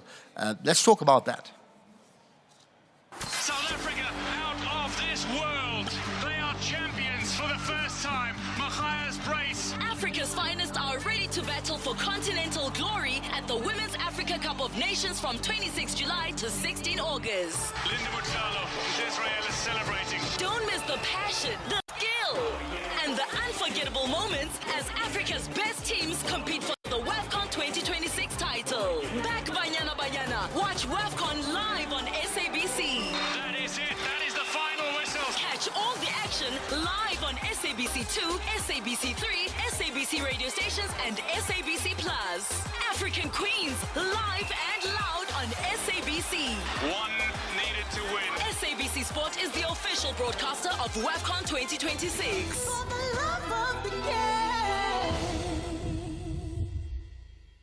Pedestrians, winter days are shorter. That means more walking in the dark. If drivers can't see you, your life is at risk. Wear bright or reflective clothing, add reflective strips to your school bag, and use a flashlight when walking at night. Walk in groups where possible. Being visible is not just a choice, it's your protection. Be bright, save your life this winter. This message is brought to you by the National Department of Transport. Hi, I'm Zycard. Catch me every Saturday from 7 to 9 p.m. on Spotlight as we bring you blow-by-blow sporting action, news. That's Spotlight every Saturday. You don't want to miss it.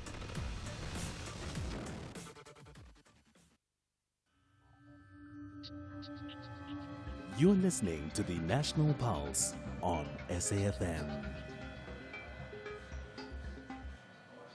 Just by the way, have you been following that story of first of all, the allegations made by Dr. Nkosazana Dlamini Zuma in the podcast that she was interviewed on, the allegations she made around, Fikile Mbalula effectively buying his position within the ANC, his denial, and now the International Relations and Corporations Minister Ronald Lamola threatening to take legal action against her unless she retracts her statement about implicating him in vote buying during the party's election at that time within the ANC. It is another one of those strange issues. But let's move on to the Portfolio Committee on Employment and Labour, which has begun considering the Employment Services Amendment Bill, which proposes major changes to how foreign nationals in particular are employed in South Africa, at the same time strengthening labour law enforcement and protecting of migrant workers. With me is the committee chairperson, Boyce Manele. Appreciate your time and thanks for joining us. Of course, you're the chairperson of the Portfolio Committee on Employment and Labour. So thanks for engaging us on the National Pulse. Boyce, do I have you there? Hello, I'm not sure if you can hear me properly. In fact, I can. Pretty loud and clear. Thank you for your time. Right? All right. Okay. You can hear me yes. or not? Okay, you can. Right. Tell me about. For me, I can hear you. Oh, yes. Okay, good. Help us understand first of all, what prompted this bill? What has it been? Because key to this is the issue of reconfiguring the relationship around foreign nationals. So, what prompted this bill? Thanks for having me this afternoon, and thank you. Followers there. That's to what prompted the bill. This bill has been in the making since 2017. I think our part would have been to just push it through to a point where Parliament is able to consider. And of course, the bill is meant to harmonize the legislative framework that we have with regard to employment of foreign nationals, but at the same time look at how South Africans need to be protected and they get offers also outside of the country. So we seek to harmonize the Employment Services Act with your Immigration and Refugees Act that Home Affairs is also busy. Okay. Reviewing. Why has there been a need for a relook? What has changed for you? I think the relook is that, as I said, there's also the alignment question. Is that as you do even oversight work, you will get to a point where you may find, for example, undocumented officials or workers in a space where employers would engage them, but our inspectors would not be empowered enough to act on those unless there would be Home Affairs that deals with immigration and so on. So this will also empower inspectors to be able not to be just inspectors but enforce those laws in that way. Then in that way we'll be able to address this. But the second thing is that employers themselves would have also been doing this knowing that it's illegal. And this law will then now put at least restrictions, including putting up quotas on what could be the numbers that you can have, and the minister will now be empowered to look at that. So let's then talk through that. In terms of the amendments, what are the key points that are being tabled? The key points would be, I'll just take those that I think for me are of interest for what the country is looking at today. For example, the part about defining the critical skills more properly. As you would know, at this point, Home Affairs may move with that, whilst those skills may not be scarce skills from where Employment and Labour is looking at it. So this amendment will then empower the Minister of Employment and Labour to also have that interaction with the Home Affairs, so that in the issuance of that, it's also influenced by the Employment Services Board on what the critical skills are in the country. The other important amendment talks to the penalties that go with people that become offenders in this case, and put those as hefty, including the developmental aspect of it, where you remove people because they are undocumented, but still be able to use the database that we have, which is legitimate, to place job seekers in that way. So that's I think for me, some of those amendments which directly speak to the people on the ground. Okay. I mean, talk to me about the issue of quotas, because one thing is being documented or undocumented, assuming now everybody is documented. You're still very interested to talk about quotas in the workplace. What does that mean? Tell me. Yeah, the issue about the quotas and giving power to the minister to make that determination is that you have to look at every sector, look at the skills available in the country, and be able to say, in this sector, because we do have the skills available in the country, South Africans will be the first to be considered. If you are bringing foreign nationals, it will really, even if they are documented, it should really be on the basis that those skills can be found from South Africans first. And therefore, as you bring those skills, you need to also put up a skills development plan such that the skills can be transferred to the people of the country, and we are able to look at them. And how far? So that's what it is. All right. What happens next year? From here, as the bill has been introduced, it has now moved out of cabinet, presented to Parliament. It's now before the committee. We're taking it out for public comments so that South Africans have an opportunity to shape the law as they are expected, because Parliament's work has to involve the citizens. And that's what we'll be doing now. We'll be calling for written submissions. And of course, as we consider our program, we'll also look at the possibility of visiting some of the areas in the country to engage directly with the citizens for them to be able to shape up the law. All right. In that scope. So in essence, it means we go in with an open mind. I think it's important to put that with an open mind, because this law, as I said, has been developed from 2017 up to now, and there are challenges as we speak on the ground. It should also help us to be responsive to the challenges that are faced on the ground with regard to immigration and as it relates to. All right. Well, there we are. Note, it's open for public comment. Boyce Maneli, Chairperson of the Portfolio Committee on Employment and Labour. Appreciate you engaging us here on the National Pulse. Thank you for that. Right. Let's play some voice notes before we get to the news headlines. Chef Craig, I'm well into my 50s. And although I haven't always listened to SAfm all the time, it started from when I was a very young child at home with my grandparents. Always been interested in, I wouldn't say politics, but general news. And I think in the last probably 3 to 5 years of my life, I've been almost a dedicated listener to SAfm.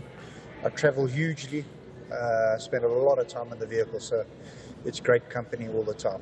Thank you. Good afternoon, Ashraf. Oh, TT, the legendary. He would say from Pogegana is not a great goal scorer, but he's the scorer of great goals. Oh, that man, that guy, man, whenever he's, whether on TV or on radio, you will be tuned in. Oh, what a legendary. TT! Hi Ashraf, it's Joanne from Cape Town, and oh, I miss Tuppy so much. I'm the lady who knew nothing about soccer but loved to listen to his program because of the enthusiasm of all the soccer lovers. So great to hear you on the radio. Looking forward to the show.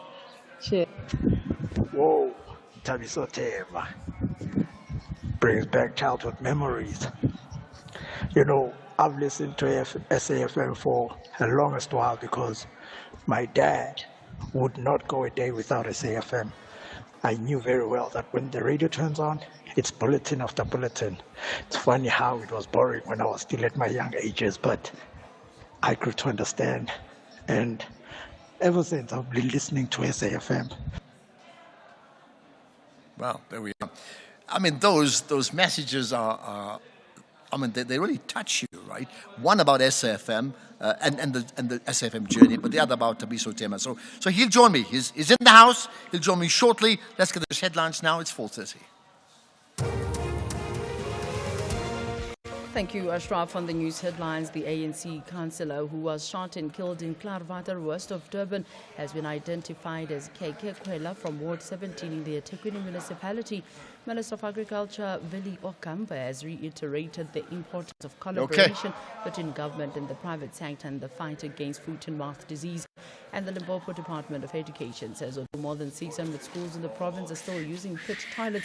Plans to get rid of them are on course. After follows the top of the hour with Greg House. How's it? What are we talking about? Potholes in our area. Right? Guiding you through the rush hour traffic. After Tumi. Right, if you're driving Ekurhuleni After side, Tumi. a couple of updates, important updates in terms of delays. One You is mean the on collision air? on the R21 North Sorry. and Ford Tracker Road. Just Now, a that's bit. quite a heavy queue getting back to the R24 Okay. Barbara Road exit. Okay, From that's there fine. onto All the right, that's R21 fine. and How's then it? up towards Ford What Tracker are we Road. going to talk Also, about? roadworks Potholes on in the our M17 area? Or? going eastbound towards the Oh, Brakpan no Express lights. at You okay? Osborne Road in Wadeville, and that's a heavy Hey. queue from Germiston. Hey, man. No, they say you co-presenting. You must run the show here. Albertina Sisulu, causing a big backlog coming up from the Soweto area this afternoon. And there's a vehicle fire incident on the M1 North before Buccleuch, so between Rivonia and Buccleuch. That's causing a delay arriving from Four Ways and obviously causing some delays going south due to the onlooking factor. M1 in Pretoria, well, getting that way through Centurion, queuing into the Borta Avenue exit. And a crash at Dustport Tunnel, causing quite a heavy backlog north on Transaranya, south on Bremer, both ways. In the tunnel, very slow.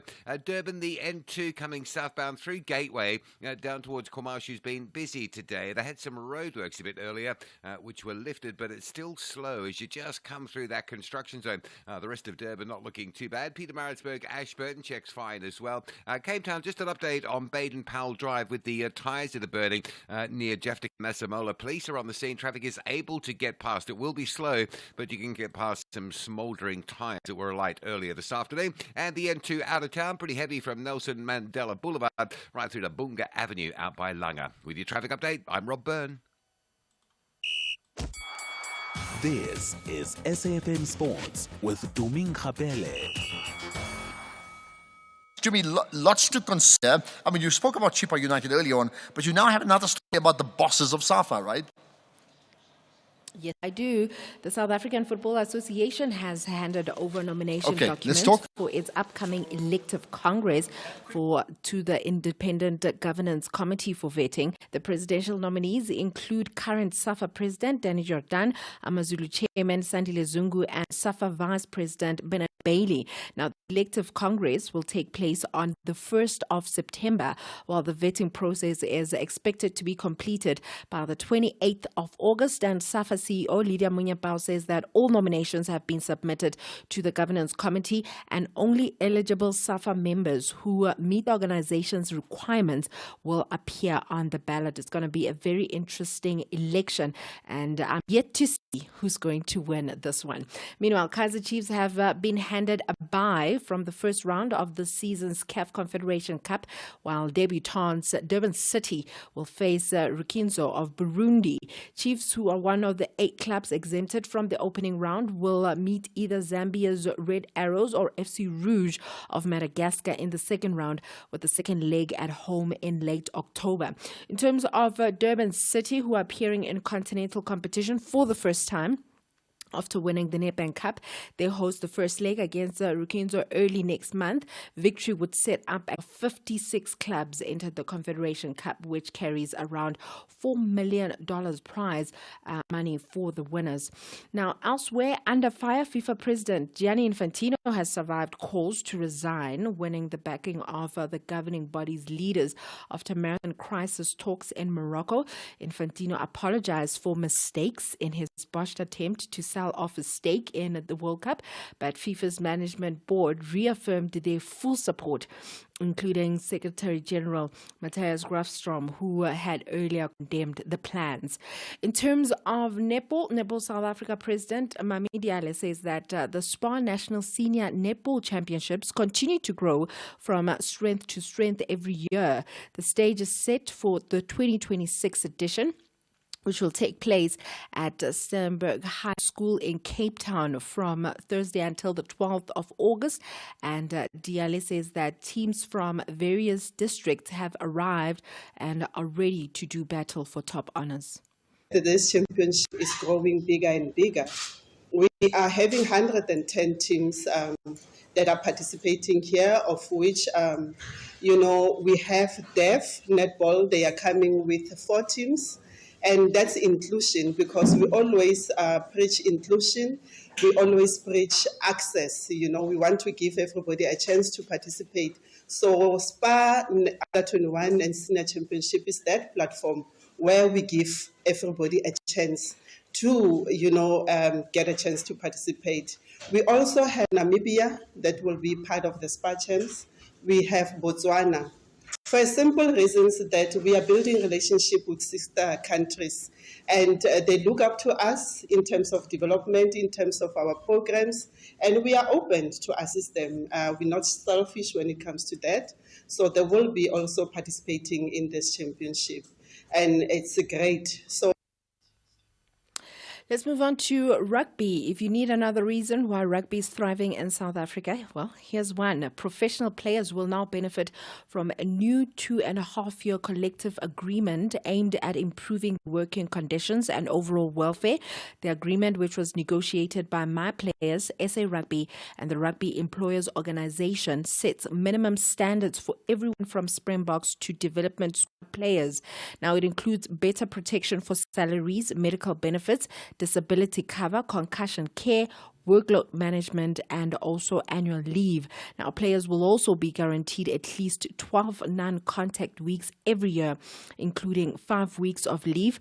Rugby officials say the agreement is a major step in protecting players' well-being while helping the game to continue to grow in South Africa.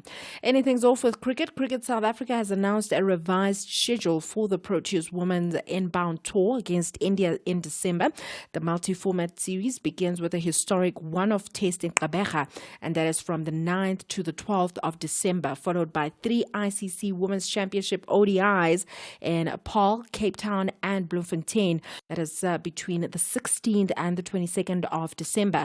The tour will conclude with a 3-match T20 International Series, starting with a Boxing Day clash at Wilmore Park in Benoni, before 2 fixtures in Potchefstroom on the 29th and the 30th of December. And Cricket South Africa says that the addition of the T20s will provide vital protection operations ahead of the inaugural ICC Women's Champions Trophy in Sri Lanka next February. I'll have more on other sports in the next hour. Yeah, so it's quite years, South Africa has changed. Governments have changed. Generations have changed. Technology has changed. But through it all, one thing has remained: the conversation. From the voices of yesterday with more on sustainable development. A preparatory conference was held in Bali in Indonesia in June, where governments and civil society delegates met but could hardly reach any decisions. Can we get back to a point you made earlier, that everybody has her own conception of how it ought to be done, perhaps because Gielgud might have done it that way. For you as an actor, how does this advance your career, perhaps? Having a live crossing now to Ferial Hafaji, who's at a news conference by the ANC on land reform, I believe. Tell us a little more, Ferial. Hello, Sally. Yes. To the voices shaping tomorrow. This August, SAfm celebrates 90 years of conversation. A nation's story, our shared future.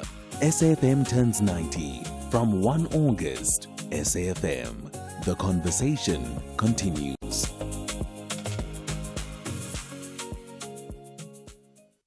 With the ever-changing financial landscape, it can be difficult to make sense of all the moves at times. Join me, Jimmy Moyaha, on the SAfm Market Update with MoneyWeb, Mondays to Thursdays, 6 to 7 p.m, as we break down the key market trends, top financial stories, and smart investment insights, all in one place. It's everything you need to stay financially informed and ahead of the curve. Economic news on SAfm. Facts and figures you can count on. Right, let's get to the markets as we normally do around this time. I can tell you now, Thabiso Tema's in the house. He'll co-present with me for the next hour, so do stay tuned. Right, with the markets, Paswani and Patlele with me as always. You got news about Pick n Pay first up. Afternoon, Ashraf, and to your listeners. Yeah, Pick n Pay, they gave us a trade update till July. The guys are talking to a business still being stabilized as they work towards recovering earnings. You know, when you look at the profits for headlines, it's basically flat, driven by the reconstruction of stores, closing down the underperforming ones. When you look at the underlying businesses, it's showing some improvement. When you look at like-for-like sales up 3%, they're seeing some customer recovery as they come through their stores. If you were still at the 6%, and the guys are basically at this point in time still benefiting a lot from Boxer stores up solid 7%. Online sales are thriving, up 37%. The key focus for them to unlock value is now making progress regarding those labor negotiations and making sure Pick n Pay becomes profitable. At a point in time, it's moving in the right direction, and the stock was just up 0.5%. When we look at the markets, Ashraf, we are looking at from a Middle East standpoint, situation still tilted closer to diplomacy as Iran and Oman have agreed in principle in terms of a deal that involves service fees. Well, when you look at the US and Iran, they still echo that the deal is close, but the delays that is taking place at the point in time is seeing oil take up 2%, up at $81 a barrel, but hasn't broken through the key level of $86 a barrel. A positive relief is when you look at that oil volatility that is still in the low 50s, so a positive outcome is still expected. Meanwhile, when you look at yields, they've ticked up slightly on inflationary still being sticky. The dollar is still holding bearishly and worried about the incoming labor data tomorrow as a concern. When you look at the likes of gold, they hold up recent gains, adding another 0.5% to $4,270 an ounce, signaling that there is a momentum behind the gold trade. Gold rallies as tech stocks are still focused on incoming earnings. When you look at the US indexes, the Nasdaq is open marginally up 0.2 and holds there, and the Dow is down 0.2. S&P is flat in Europe. CAC is up 0.8, DAX is up 0.3. Locally, when you bring it home, JS is flat with the resources flat. Gains coming from the financial index up 0.7 and industrials down 0.4. When you come into the currency, the rand continues to hold its strength we've seen recently. We're sitting rand against the dollars at 16.31, rand against the euro 18.81, and rand against the pound 21 rand 97 cents. Thanks for that, Paswani. We'll connect again tomorrow. Of course, the markets, full hour of it coming up from, 6 to 7 this evening, and then sport, 7 to 8 with Michael Abramson. The National Pulse with Ashraf Garda. Weekdays, 3 to 6 p.m. Right, so what have we been talking about? SAfm at 90. It wasn't always an SAfm, with different names at different times. The English service to SA Radio, Radio RSA, or something along that line. But SAfm since 1995, and in all those different images and iterations, we've had different people hosting. So what we've done, because of that, there's been a share of the voices of SAfm, different people who've been here, some of them for a year, some for 10 years, some much, much longer. So we've had people like Tamodisa and Shadow Twala, and I think Stephen Curtis comes in tomorrow morning. morning as well. You can catch her on Kathy's show as well, him on Kathy's show. But Thabiso Thema's with us in the house. Hey, when last have you been here? Firstly. Sure, yeah. How's it, Ashraf? Yeah. When last was I in the building? Yeah. It's been a few years. Hey, I'm just looking at how different the reception area looks. And this was a coffee shop. Do you remember this that? indeed was a coffee shop when I last worked here. But I mean, I've been back here since the coffee shop disappeared. But yeah, it's all looking very different. And but there's memories. There's memories that come flooding back. Well, listen, we're going to talk a lot more about your journey. Yeah. But when did you stop working at SAfm? I believe that would have been at the end of 2006. Yeah, at the end of 2006 was when I left Metro, and then I went and joined Classic FM. Yeah, so that's, yeah. Yeah, I remember that. Oh, my goodness, 2006, it's like 20 years ago. That's unbelievable. So in that period, I mean, it's been SAfm, Metro, right? And then Classic, and then what else? You did something on ENCA, did I you? did Radio 2000 after As well. Classic. I came back to the SABC in about 2011. Yeah, in 2011 I came back and I was with Radio 2000 for 2 years. And then I joined Power when Power started in 2013. And you've been there since? I've been there since. That's like 13 years now. All right. And because you work early mornings, you can come and chill with us here today. Absolutely, Well, absolutely. Thrilled to have you. What about, I've been asking people, and we will talk more about your journey as well later on, but in fact, I want to play, if people listening in, well, of course you're listening in. If you have any thoughts about Thabiso Thema, about TT specifically, I mean, feel free to WhatsApp us. They're already doing so. In fact, there was a lady who messaged just now that said she loved soccer because of you. Oh, that is because so of your kind. level of enthusiasm, Too and that's kind. what it is. Yeah. Others, of course, are connecting about sport and your commentary and all different things. So Well, anyway, sport is what I did when I started here. Like Yes. you, when I was Yeah. I started at this SAfm was as a sports presenter. In fact, I only worked as a sports presenter for in my time at SABC. That's what I told Keith. I said, yeah. I only remember you doing sport at this Yeah. point. But listen, here's the question now. When did you first listen to SAfm? Can you remember? Like yes. as a listener. Oh, no, as a kid. Because in the radio, I mean, on the road, traveling, I remember my mum used to tune into, it was about the only radio station that you could catch on a trip from between Zeerust and Pretoria, which is a trip that we used to do regularly in the school holidays. And it would be SAfm on the radio. I would listen to the voice of Joy Cameron Dow, may her soul rest in peace. Then there'd be the massive sports coverage, Wimbledon and all of that. Gerald de Kock, of course, was one of the early voices I knew. Mike Dunker, and as one of the sports presenters. And there was the Wimbledon coverage. We used to have live commentary on radio of. So that's when that goes back to when I was a kid, man. I'm 9 years old, or that kind of thing. Yeah. Yeah. So that was the first time as a lighty. And just quickly, when you first, then, and we'll talk more in detail, but when you first got a position to work on SAfm, like, what did you feel when whoever told you, like, yes, come in? Firstly, it was it took a long time for me. From the time when I sent in my demo tape, yes, that's what we used to do back then. I sent my demo tape in.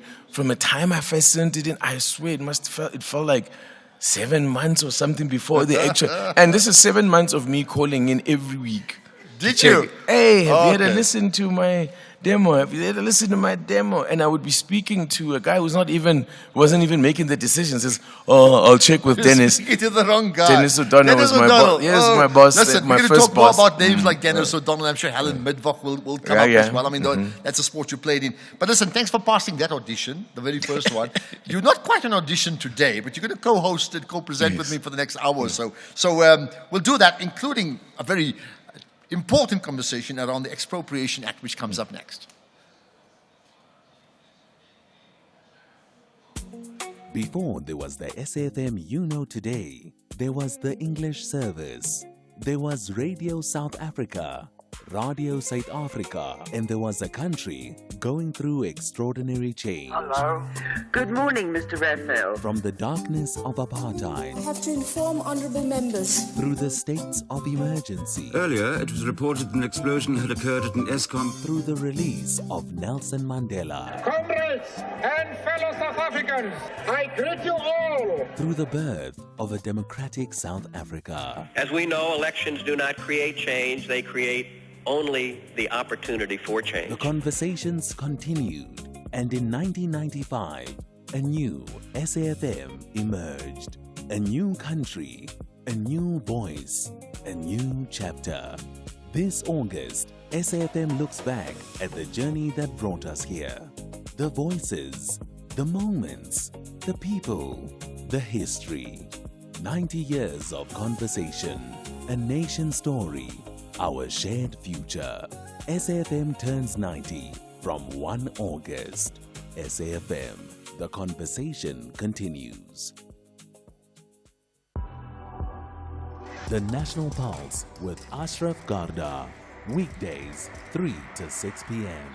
And I've never said this for the first time. It's the National Pulse with Ashraf Garda and Tabiso Tema. You take over. Yes, it is. Thank you very much, Ashraf. Yes, as you said, we're going to delve into the vexed issue of the Expropriation Act, a matter that has been heard on court all of this week. I mean, it tells you the significance of the case itself, the amount of time that has been allocated by the courts to hearing arguments. So the matter, as I said, the Expropriation Act is back in court, as the DA, AfriForum, Institute of Race Relations, challenging its constitutionality, reigniting a debate over land reform and property rights in South Africa. Well, to help us separate the facts from the politics and the myths, we are joined on the line by the director at Worksman's, and who serves as the head of land reform and restitution in Kenya, Bulelwa Mabasa. Good morning, good afternoon, and thank you so much for joining us. It's a pleasure. Thank you, Tabiso, for inviting me.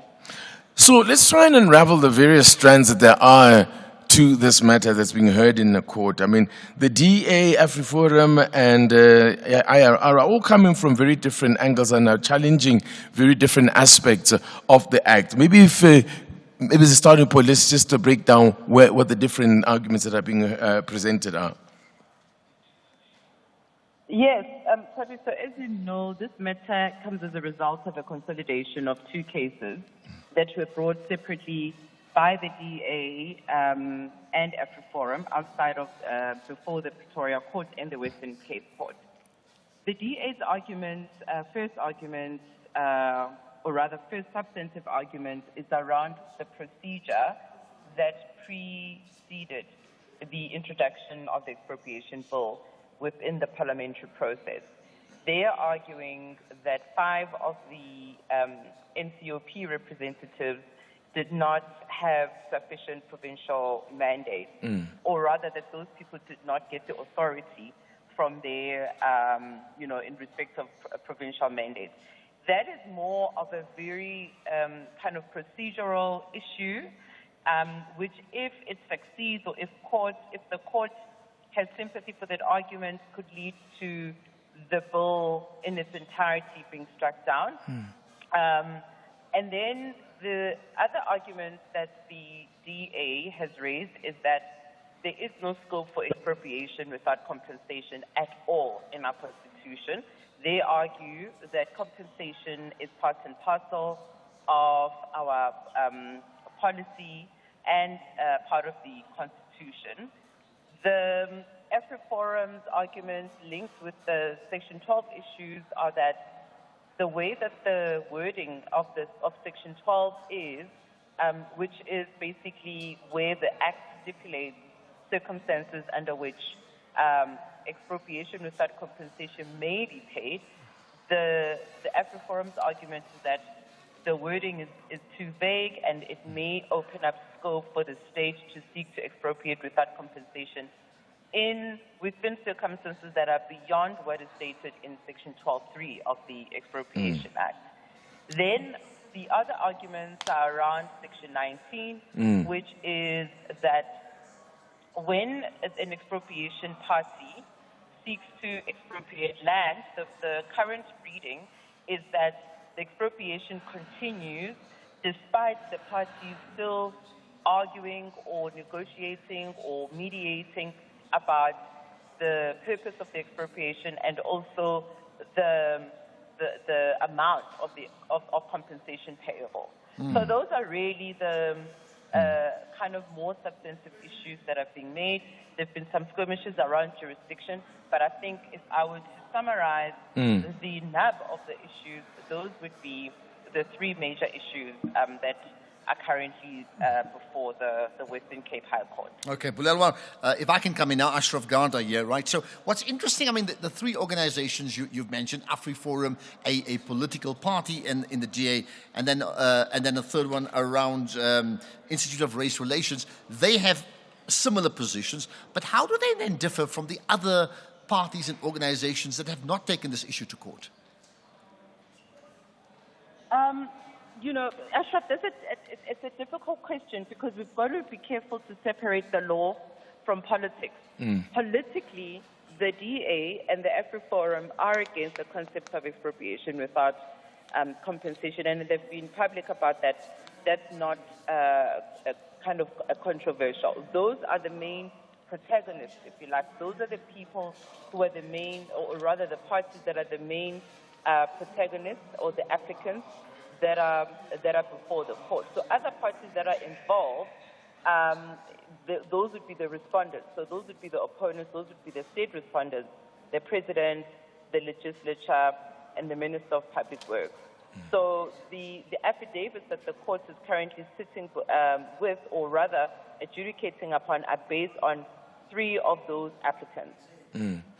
Let's talk a little bit about how, from the side of Parliament and the President, who actually in his papers does acknowledge that there are certain glaring, flaws with the legislation in its current form, but he says that these are not fatal. It does not need for the legislation to be scrapped, but proposes, a reading in, and you can explain the legalist what that actually means, as opposed to scrapping the act and starting from scratch. Yes, the legal principle that would apply there constitutionally is the separation of powers. Are you there, Bulelo Mabasa? Have we lost Bulelo Mabasa? I think we may have lost Bulelo Mabasa. Okay, let's just on the line. look. Either way, as we get her back, I think the legal aspect, Tabiso, is something maybe we can debate, but it's an emotional story. Yes, that it impacts so many people, and for many who are critical of it, will look at the example of Zimbabwe and say, well, you see, there's a land grab, and what happened then, isn't it? It's a difficult one to separate, of course, the legal arguments from the emotive politics of the story, because land is a very deeply emotional thing in this country. So the arguments that have been made by the DA, for example, I mean, we've heard about that they're making procedural arguments about the way in which the vote was passed, and then they're challenging certain aspects of the law which they are saying that are irrational. Those are not arguments. Okay, I believe we do have Bulelo Mabasa back. Bulelo Mabasa, can you hear us? Apologies for that. No problem at all. I can hear you. And if I recall, we were still grappling with the president. The DA seeks. No. I think we were. I was asking the question about the argument from the side of the presidency and Parliament. Presidency acknowledging in their papers that there are flaws in the legislation, but that the flaws are not fatal and does not require the entire scrapping of the act in its form. Indeed. So the constitutional principle, I think I started saying, that the separation of powers is such that courts are very slow or loath to tamper with the work of the legislature or with the work of Parliament. The Constitution allows a constitutional court, for example, to read in certain words that would cure the defect that has been identified. So, for example, in this case, the issue around when the expropriation actually takes place could be cured, for example, by replacing the words in expropriation with the notice of intention to expropriate. I'm giving an example. Right. So the argument goes that you don't throw the baby with the bathwater. Constitutionally, where the statute can survive and where the purpose of the statute can still be fulfilled, the courts aren't going to strike down legislation. So there is not an automatic power that the courts have when a process has gone through the parliamentary process, such in legislation making. Okay. Does So it's very possible then. Yeah, okay, please go finish your thought. It's very possible then that even if, for example, there are errors that may be corrected by the court, that the legislation is not necessarily going to be struck down, or the alternative is that where there are flaws that the court believes that it's not within its power to fix, that the legislation gets taken back to Parliament. Parliament is then given an opportunity to, within a certain time, fix those glaring irregularities. So it is understood in our law that where a process hasn't been perfect, our law doesn't expect processes to be perfect. They expect processes to be reasonable, to be rational, and to be rationally connected with their purpose. Those are the instances where legislation is not automatically then struck down. All right, let's conclude. Of course, this is at the Cape Town High Court. What happens next? Very quickly, as we're on to news time now. Well, it depends on what the judge is going to find. Tomorrow, if I'm not mistaken, because I wasn't really au fait with the goings on of today, what has to happen is that the applicants must have a right of reply. So the applicants must reply to the defenses or the responses that have been given by Parliament and the President, and then the court will either reserve judgment. My hunch is that it'll probably reserve the judgment given the importance of the matter and its complexity, and parties will then be informed about what the court has later decided. Thank you so much then for that. That is Bulelo Mabasa, Director at Worksmen's who serves as the Head of Land Reform, Restitution and Tenure. Appreciate your time this afternoon. Thank you. And I tell you what, I'm sure that's an issue, as we talk about it, is an issue that many people are grappling with in terms of expropriation. Is it good for us? Is it good for the country? Is it not good? And who loses or wins out of that? Let's get the news now. It's 5 o'clock.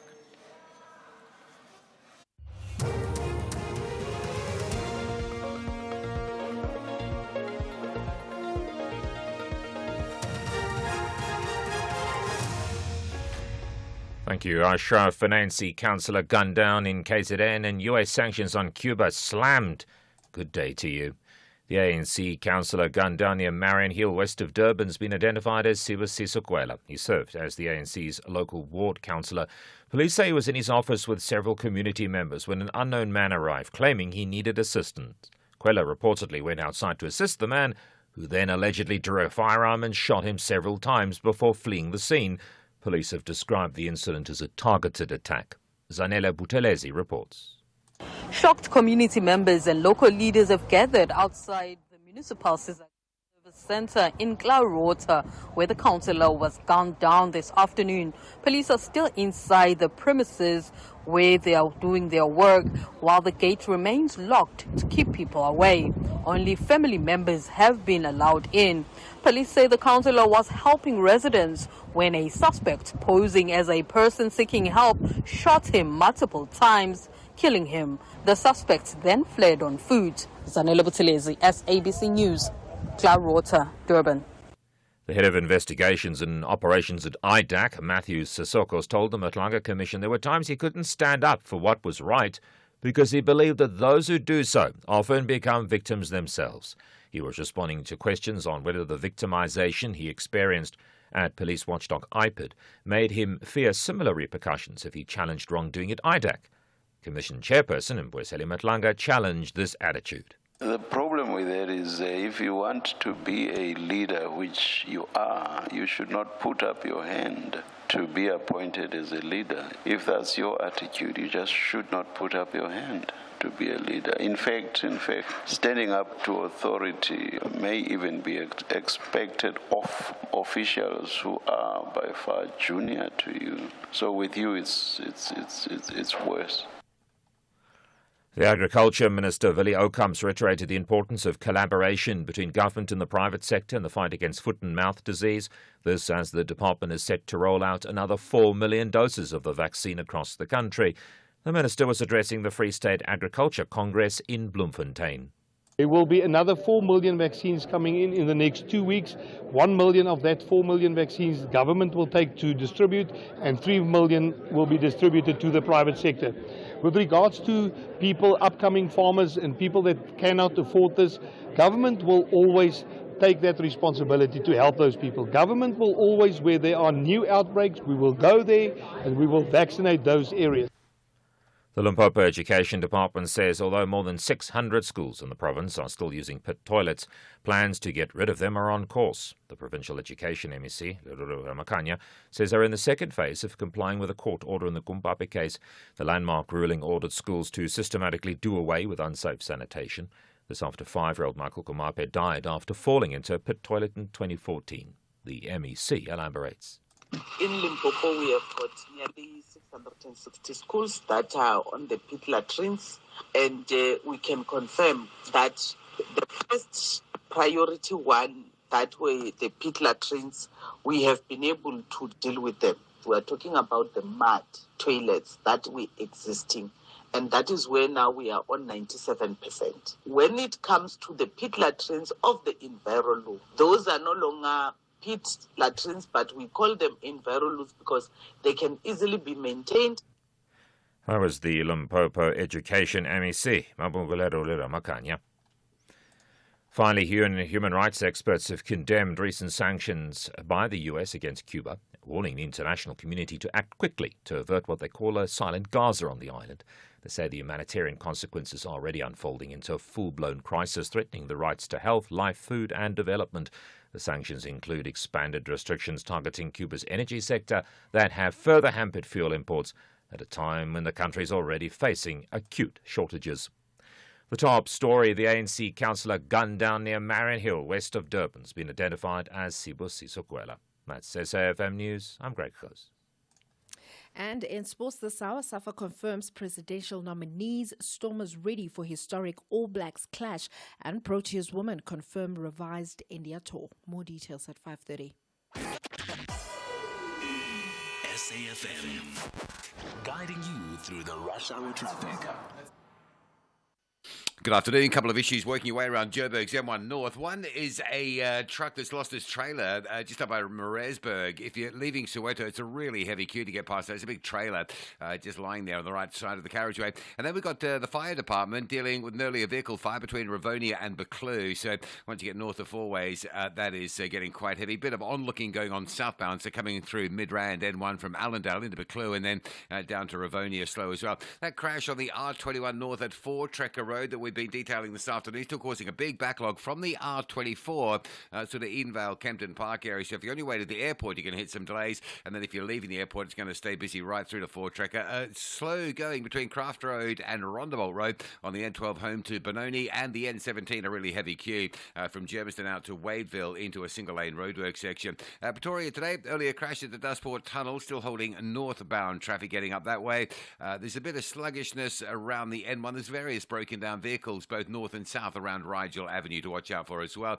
If you're leaving Pietermaritzburg, heading down to Durban through Ashburton, it's not too bad. It's looking pretty good compared to how you can sit in it. The N2 South Gateway to Kwamashu starting to move a little bit better than it has. In Nunda Road is heavy from Sikau Lake out over the N2 as you make your way across the N2 bridge in Nunda Road all jammed up. And Cape Town today, Marine Drive, Pardon Island through Sunset Beach is looking heavy. A crash on the Wetton Road just past the M5 highway, and chaos around Spine Road at the N2 bridge. There's a crash there, holding traffic both ways on Spine Road and badly impacting the N2 outbound to get off at Spine Road. With your traffic update, I'm Rob Byrne. Stay safe on the roads. SAfm is with you. The National Pulse with Ashraf Garda on SAfm. You're listening to the National Pulse, weekdays 3 to 6 p.m. Well, in fact, it's the National Pulse with Ashraf Garda and Tabiso Tema today. It's very, very strange. We've never co-presented before, have we? I mean, we've worked together, but we've never done this before. No, we certainly haven't. I'm not even sure we've worked on the same show before. I don't think so. It's not possible because, as I said, we both did sport. Done similar things, yeah. Wow. Well, listen, welcome once again. And you've done like 20 minutes or 15 minutes. I hope it's been fine so far. No, absolutely. Welcome back to SAfm. Yeah. It's weird being back on SAfm after all these years. But yeah, as I said, maybe being in this different location makes it seem different. But like, if we're back in the studios downstairs there, that would really bring memories racing back. Because, I mean, just to tell the audience, I mean, we have two options. Normally, we're on the 6th floor, right, studios, or we have 2 floors downstairs, as you alluded to. And that would be an environment that you would have remembered, right? So now we're in the foyer of the SABCs, because that's where we've been all week with different guests here in the foyer, right? But yeah, so you were saying so I want to go back. You were listening to the show, driving with your mother, right? Listening to SAfm, right? And like, how old were you then? As I said, when I first started listening to SAfm, was just in the car driving along with your mom, my mom and everything. So it was 9 years old. 10 years. I was definitely in primary school. Okay, that's all I remember. And so then you start to become familiar with these voices. I remember there was a show that they used to have for, that Joy Cameron Dow used to do with like messages for the boys on the border and those days there and all of that. But for me, it wasn't even so much about what was being said or what was being spoken. It was just Joy's voice. You know, she had the most soothing manner about her. You gather that I have a lot of affection for Joy Cameron Dow, because when I first started here, to jump a little bit ahead, once they eventually got around to listening to, as I said to you, from a time where, let me actually do this. Okay, I'll tell you hold that thought, because I want to know how you got in finally from, those many emails or whatever it was, your demos you were sending, and then the Joy Cameron Dow point. Thabiso Tema with me, co-hosting, co-presenting the show today as part of SAfm at 90, where we speak to the voices of SAfm, not just the president like myself, but certainly those who have been around in the past, guys like TT. So he comes up back after this. Unleash your inner chef with Spar. Get up to 80% off on NutriFresh kitchen essentials when you buy products like 750-gram Nescafe Recoffee tin or 800-gram value pack, excluding decaf, for $129.99. Save 38 Rand. Or 1 kg Kellogg's Cornflakes for $69.99. Save 18 Rand. Price is valid from 22 July till 10 August, while stocks last. Only at Spar. T's and C's apply. EFC is live this Thursday, fresh off a championship win. He was willing to give everything for this title tonight. Cape Town's Adrian Sanchez puts his interim belt on the line against the man determined to fulfill his family's legacy, Durban's Bradley Swanepoel. Live this Thursday from the World Sports Betting Arena. Watch it on SABC Sport Channel on DTT Channel 4 from 7 p.m. Brought to you by SABC Sport.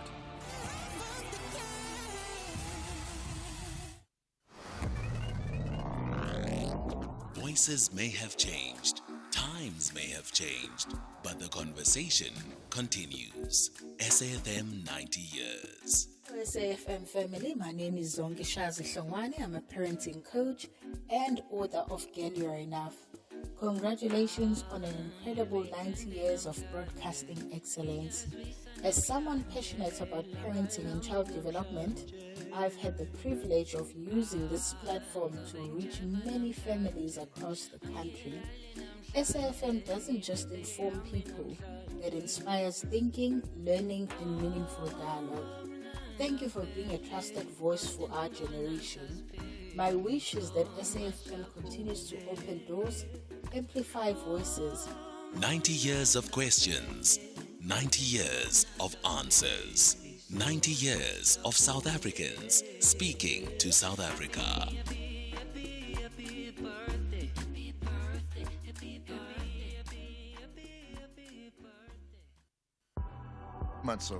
The National Pulse with Ashraf Garda, weekdays 3 to 6 p.m. Right, so myself, Ashraf Garda, co-hosting today with Thabiso Tema as part of the SAfm at 90 series, looking at the voices from before who have joined us. you're only joining us for the day, right? Some people are No, watching no. say, like, is this permanent? I'm just here now for the afternoon. No. Yeah. Okay. No. So give us your story. You were telling me about, Yeah, long story short, let me try and cut it short. So I got my audition, how I got my demo in here is that my mother came to SAfm for an interview and then happened to get into a conversation, I'm guessing with Dennis O'Donnell, and told him that my son's interested in becoming a sports presenter. Okay. You know, I says, oh, okay, then let him send a demo tape. So I sent a demo tape in, and as I said, about 6 months later, after calling in every week, and a guy who would pick up the phone, I've forgotten his surname, but I'd like to think his first name was George, because he left and he went to go and live in Australia. Okay. George would be the guy who picks up the phone and is like, so we got to know each other before we even met. How's it, George? It's me again. Any news? Has Dennis listened to my demo yet? No, I haven't heard from him yet, but try again next week. Eventually, they said, okay, come in. And they were tired of you. Yeah, tired of me nagging. It works, by the way, youngsters out there listening. It works. Nagging works. So eventually, I get pulled in, and I'm super excited. I'm thinking like, oh, here we go. I'm going to be a presenter now. Yeah. No. And they said, okay, great. We're going to put you through training. Joey Cameron Dow runs our training department. You're going to get voice training. This was in the days when people actually got training. Yeah. So throwing shade out there. And SABC were really good at that. This, for me, was a university of broadcasting. Because there was no colleges like you have across the road that train broadcasters and that kind of stuff. There was none of that. So this is where I got my education as a broadcaster. And Joy Cameron Dow was the first person, as I said, the most beautiful soul. A consummate professional at what she did, a master of her craft. She taught me everything I know about broadcasting and, how to write for broadcast as well, how to breathe for radio. So, don't just... It's not even things that you think about, but those are the kind of things that Joy taught me. Yeah. So, and then eventually, then my first boss was told that, no, he's ready. My boss was Dennis O'Donnell. So hold it, when Joy did you put you through the paces, the plan was they've accepted that they're going to train you. You're not auditioning anymore. No audition is past. That demo tape was my audition. Yeah. Okay. So this was now preparing me to go on air. And it took a while. There was a long period of training, and I am eternally grateful that I went through all of that, because there's no way I would have been ready without that training. Unlike people who literally walk off the streets these days and I go into a studio and broadcast. And then I remember my first bulletin on air once Dennis O'Donnell said, "You're ready?" And I was doing a bulletin on AM Live. And John Matham was the presenter there. Never met the guy. I'm seeing him for the first time. Didn't smile and say, "Oh, hi, welcome." None of that. Very serious guy, stern. Introduced me and says, "New face or new voice, da-da-da." And then I did my thing. At the end of halfway through my bulletin, there's a story there that he says, actually, that story, while the audio is running, the tape is running, says, that story, Ferrari have denied that story. And I'm completely thrown, now I'm thinking, gosh, do I go on with the rest of my bullet? Do I correct it or whatever? That threw me off a little bit, but I just carried on. But there was a real, for me, it was like something of a baptism of fire. Because again, he was very stern about it. And none of that well done, or any of that. It's just at the end of it, thank you, that's just sport. So I didn't even know whether the guy liked me or not, but I didn't work with him for very long. But that was the start of the journey then. Wow. And then, so you were doing sport in the morning then? On AM Live, and mostly on AM Live, and then and eventually I got to, which was my dream, was to present Saturday Sports Special. That was why I got into broadcasting, was to do Saturday Sports Special, because I loved that show. I used to listen to it all the time, and eventually, after a few months, I got my first chance at Saturday Sports Special, and that was something I did for many years, working with Helen Mittwoch. Helen Mittwoch was the executive producer. She was also another person who was very good to me. Actually, all those people that I worked with when I first started here were very good to me. I was well protected.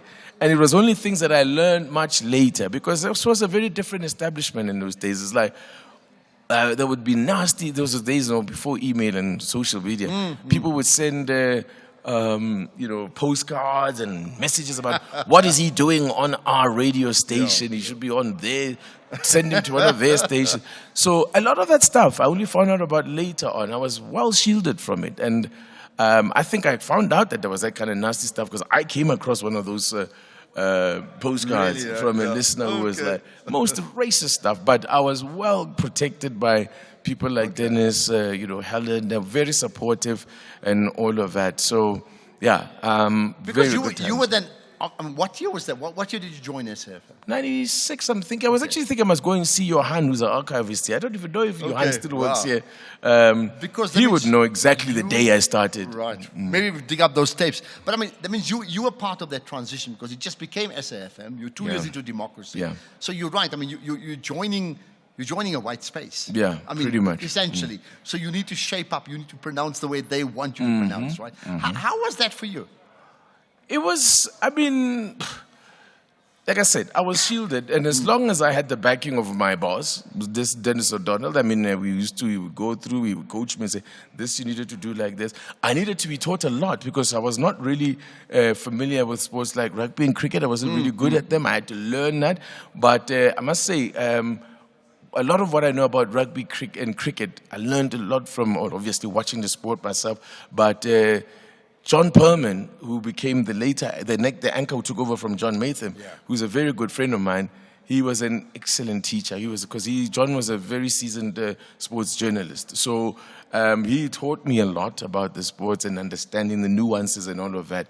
So that was the big stuff. So for me, intimidating as all those things can be, I never felt intimidated because I was well supported. I used to have to do horse racing on the preview of whatever horse racing there'd be there. Well, not commentary, did you? No. Just the card. I would have to say the going will be like this, and the rail is set.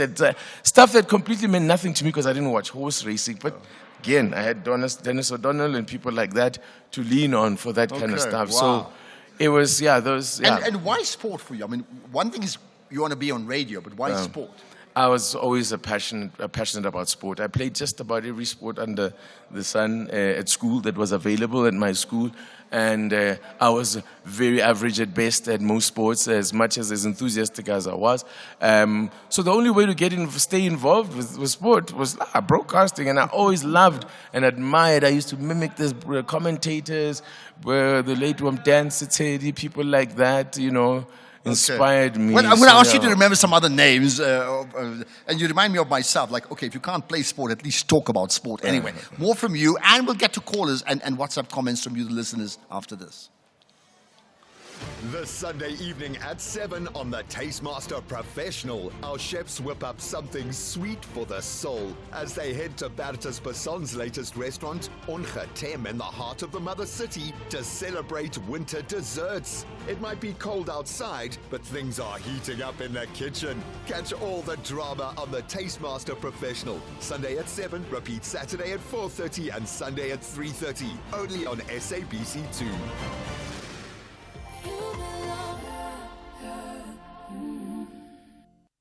You can become a victim of a legal problem: wrongful arrest, assault, uncontested divorce, rental disputes, maintenance matters, or labor problems. It can happen to you. Clientele Legal provides tough professional lawyers for an affordable monthly premium. Our legal team is standing by to assist you 24 hours a day. Join today.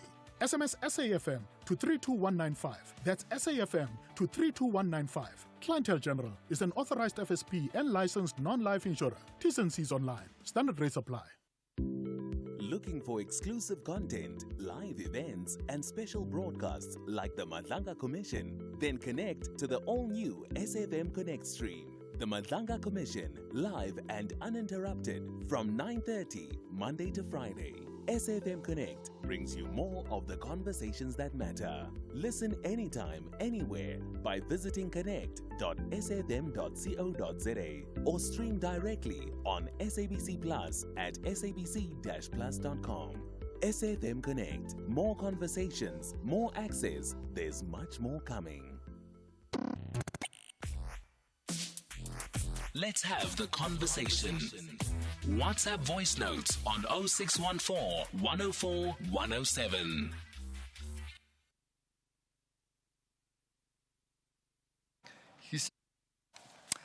Right, lots more to come. In fact, we're having chats off air, Tabisa and I just reminiscing. But listen, let's get some calls. I want to get to some of the callers first up, right? So, in fact, let's do this. Let's get some WhatsApp voice notes first up. Ashraf, good afternoon, man. Tabeso, Tema, Titi. Very respectful, calm journalist. And let me tell you, he was also very interested in the impact that players have off the field. So yeah, that's the fond memories that I have of him. Have a good job. Bye-bye. From Pretoria. Yes, Ashraf, I used to listen to Tabiso Tema when he was working for SAfm. Even now, I listen to him. You know where he's working right now. Yes, I do listen. He's a good guy. Mr. TT in the morning from Pretoria. Great, that's very kind. Thank you very much for that. Actually, when I first, I wasn't for many years. The only person who ever called me TT on SAfm was Tony Lancaster. But the name TT was actually one that I only sort of developed once I started my TV broadcasting. I agree with you because we know each other for donkey's years, right? Yeah. We never called you that.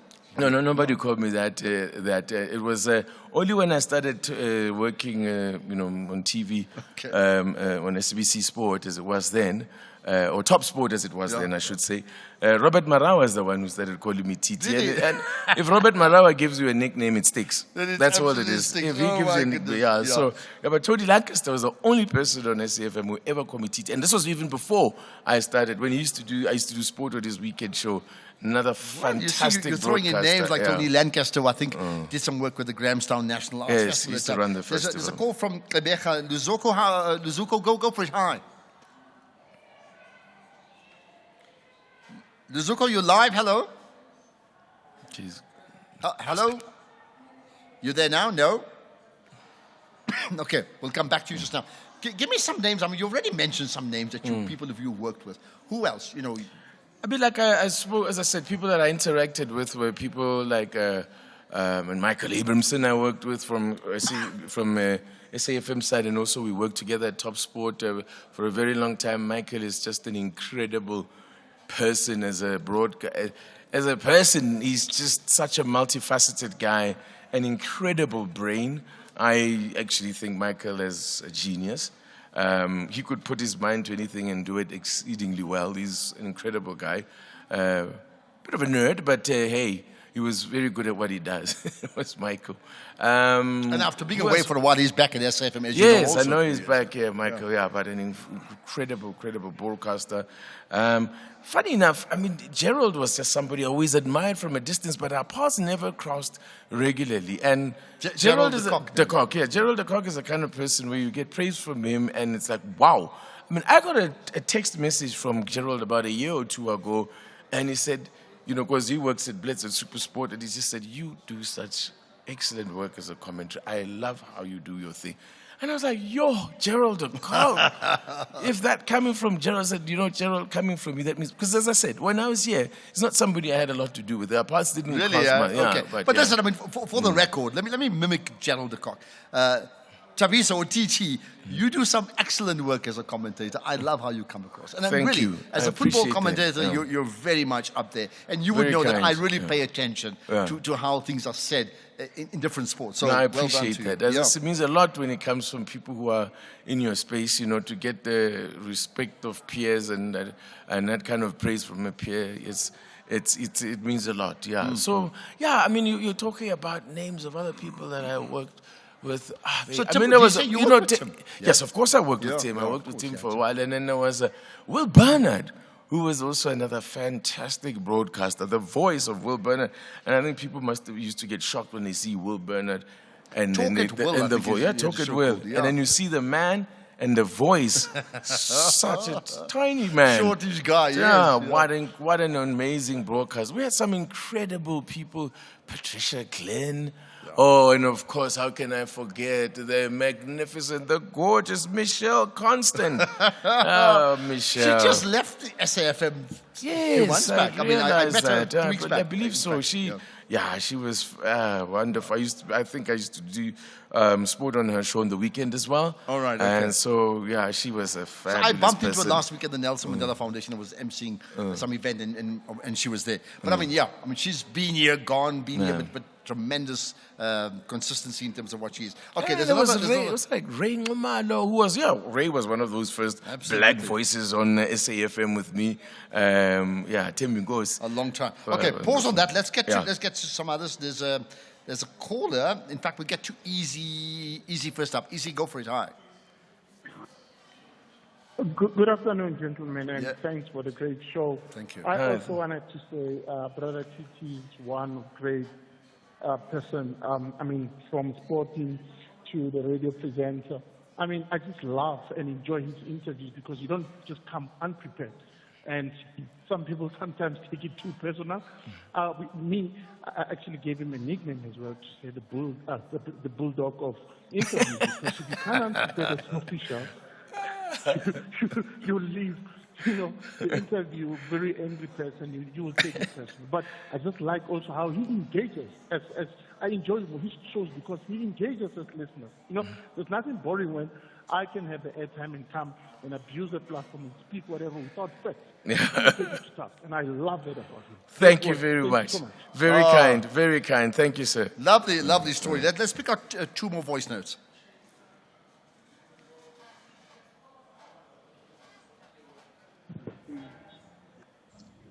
Hey, good afternoon, Ashraf and listeners.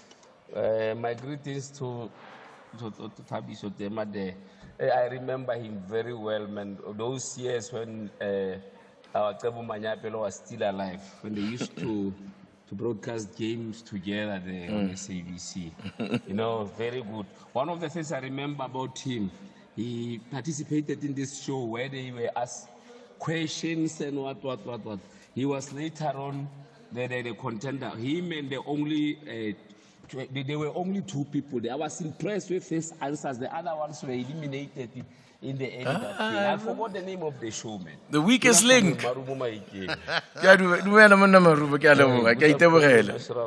Listeners. That's the same one, I think. Oh, lovely call. Let's see if I can it was take the weakest link is the show he was referring to that I featured Absolutely. on. Yeah. Let's see if I can do another quick WhatsApp before we get to the news headlines, yeah?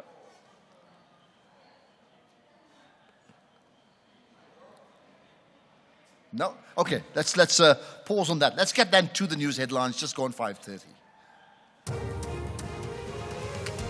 In the headlines, the ANC councillor gunned down near Marion Hill west of Durban has been identified as Sibusiso Koela, Investigative Director Against Corruption, Head of Investigations and Operations. Matthew Sesoko has conceded to the Matlanga Commission that he was involved throughout the controversial Operation Diversion investigation.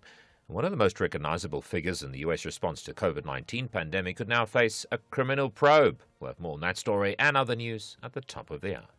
Outsurance is in the business of saving you money on your car insurance premium.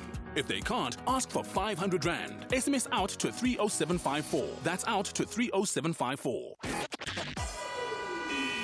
SAfm, guiding you through the rush hour traffic. Very heavy traffic pileups around the greater Joburg region today. We start on the M1 North coming out of Soweto, where this truck has lost its trailer on the M1 North just up by Albertina, Cecilia Road. Very heavy between Soweto and Maresburg. There's a crash on the Mike 1 going north at Athol Oaklands in Melrose. That's causing a delay both ways.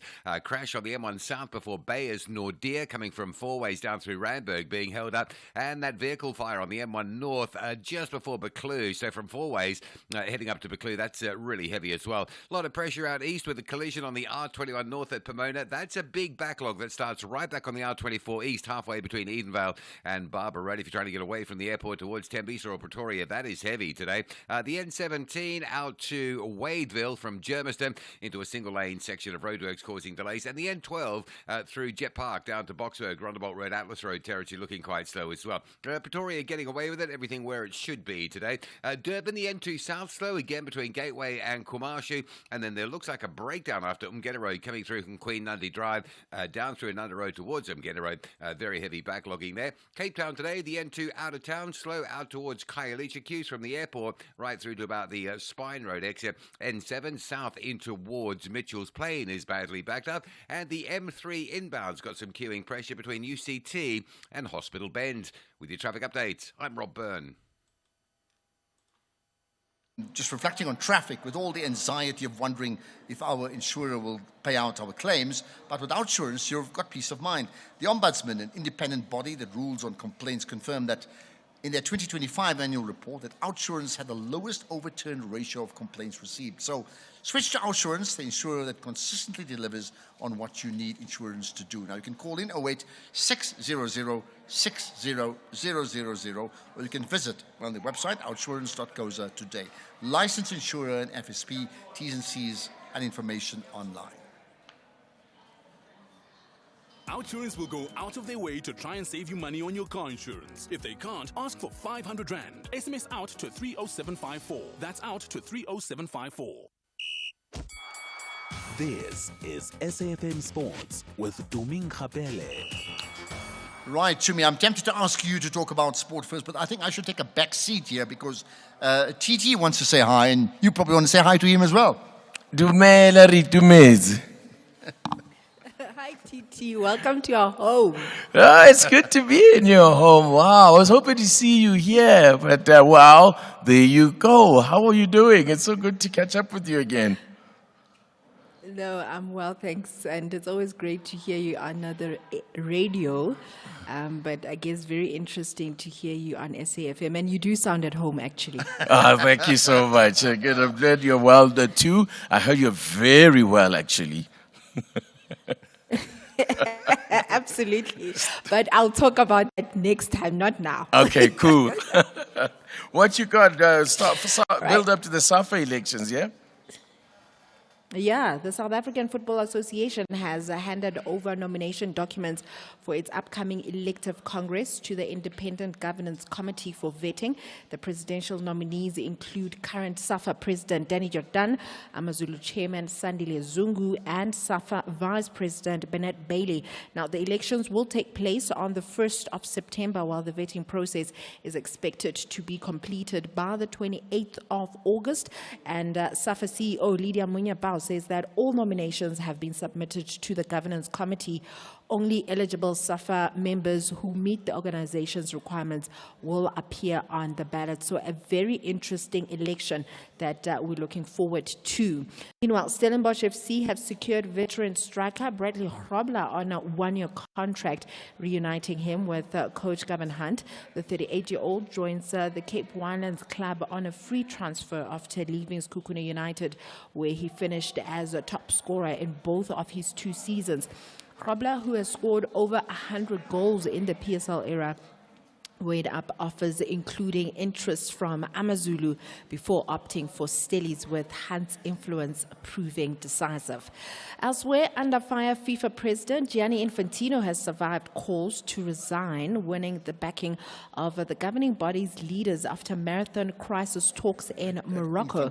In a statement released after 7 hours of this crisis talk, FIFA said that its management board had reaffirmed their full support for Infantino despite the mistakes that have been done.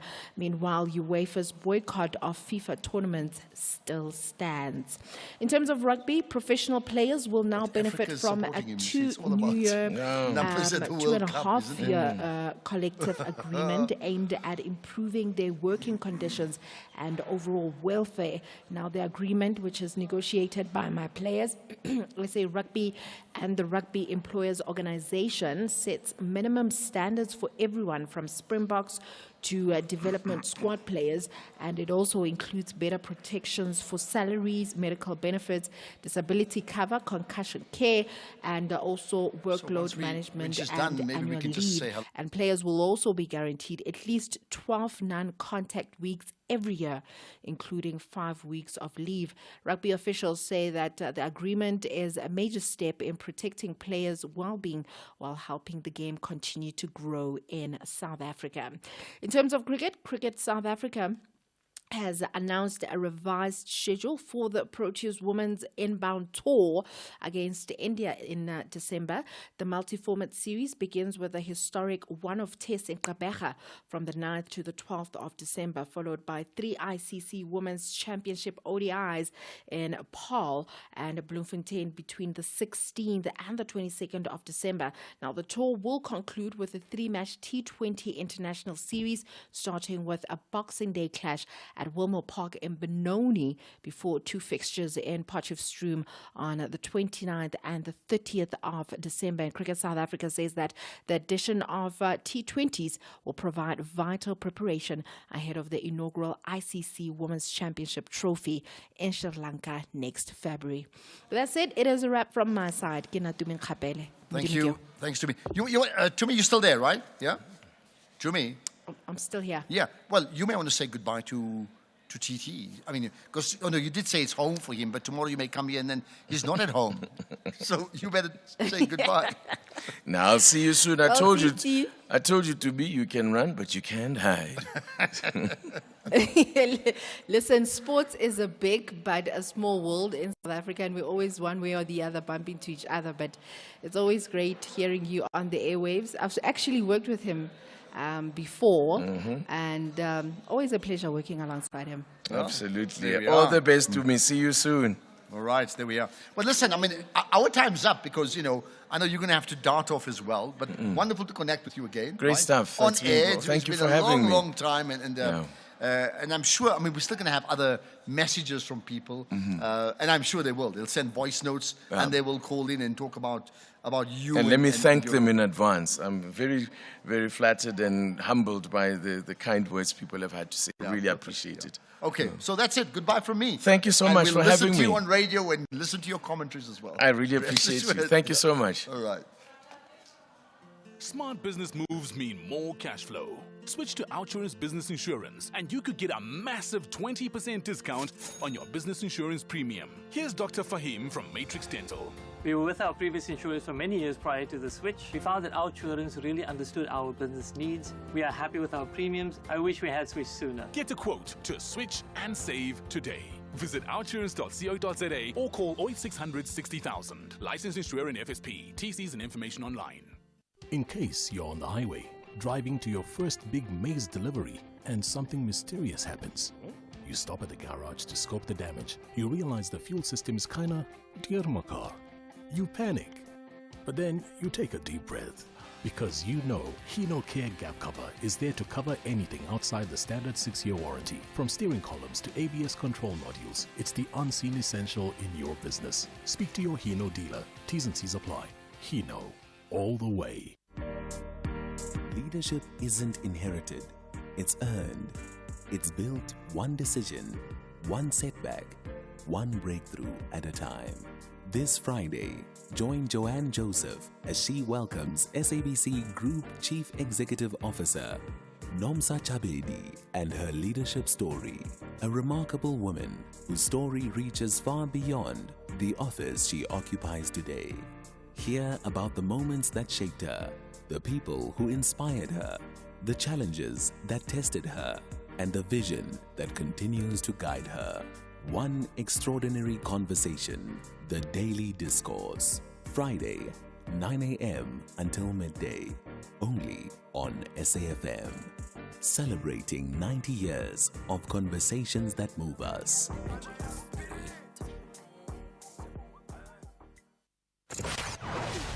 Economic news on SAfm. Facts and figures you can count on.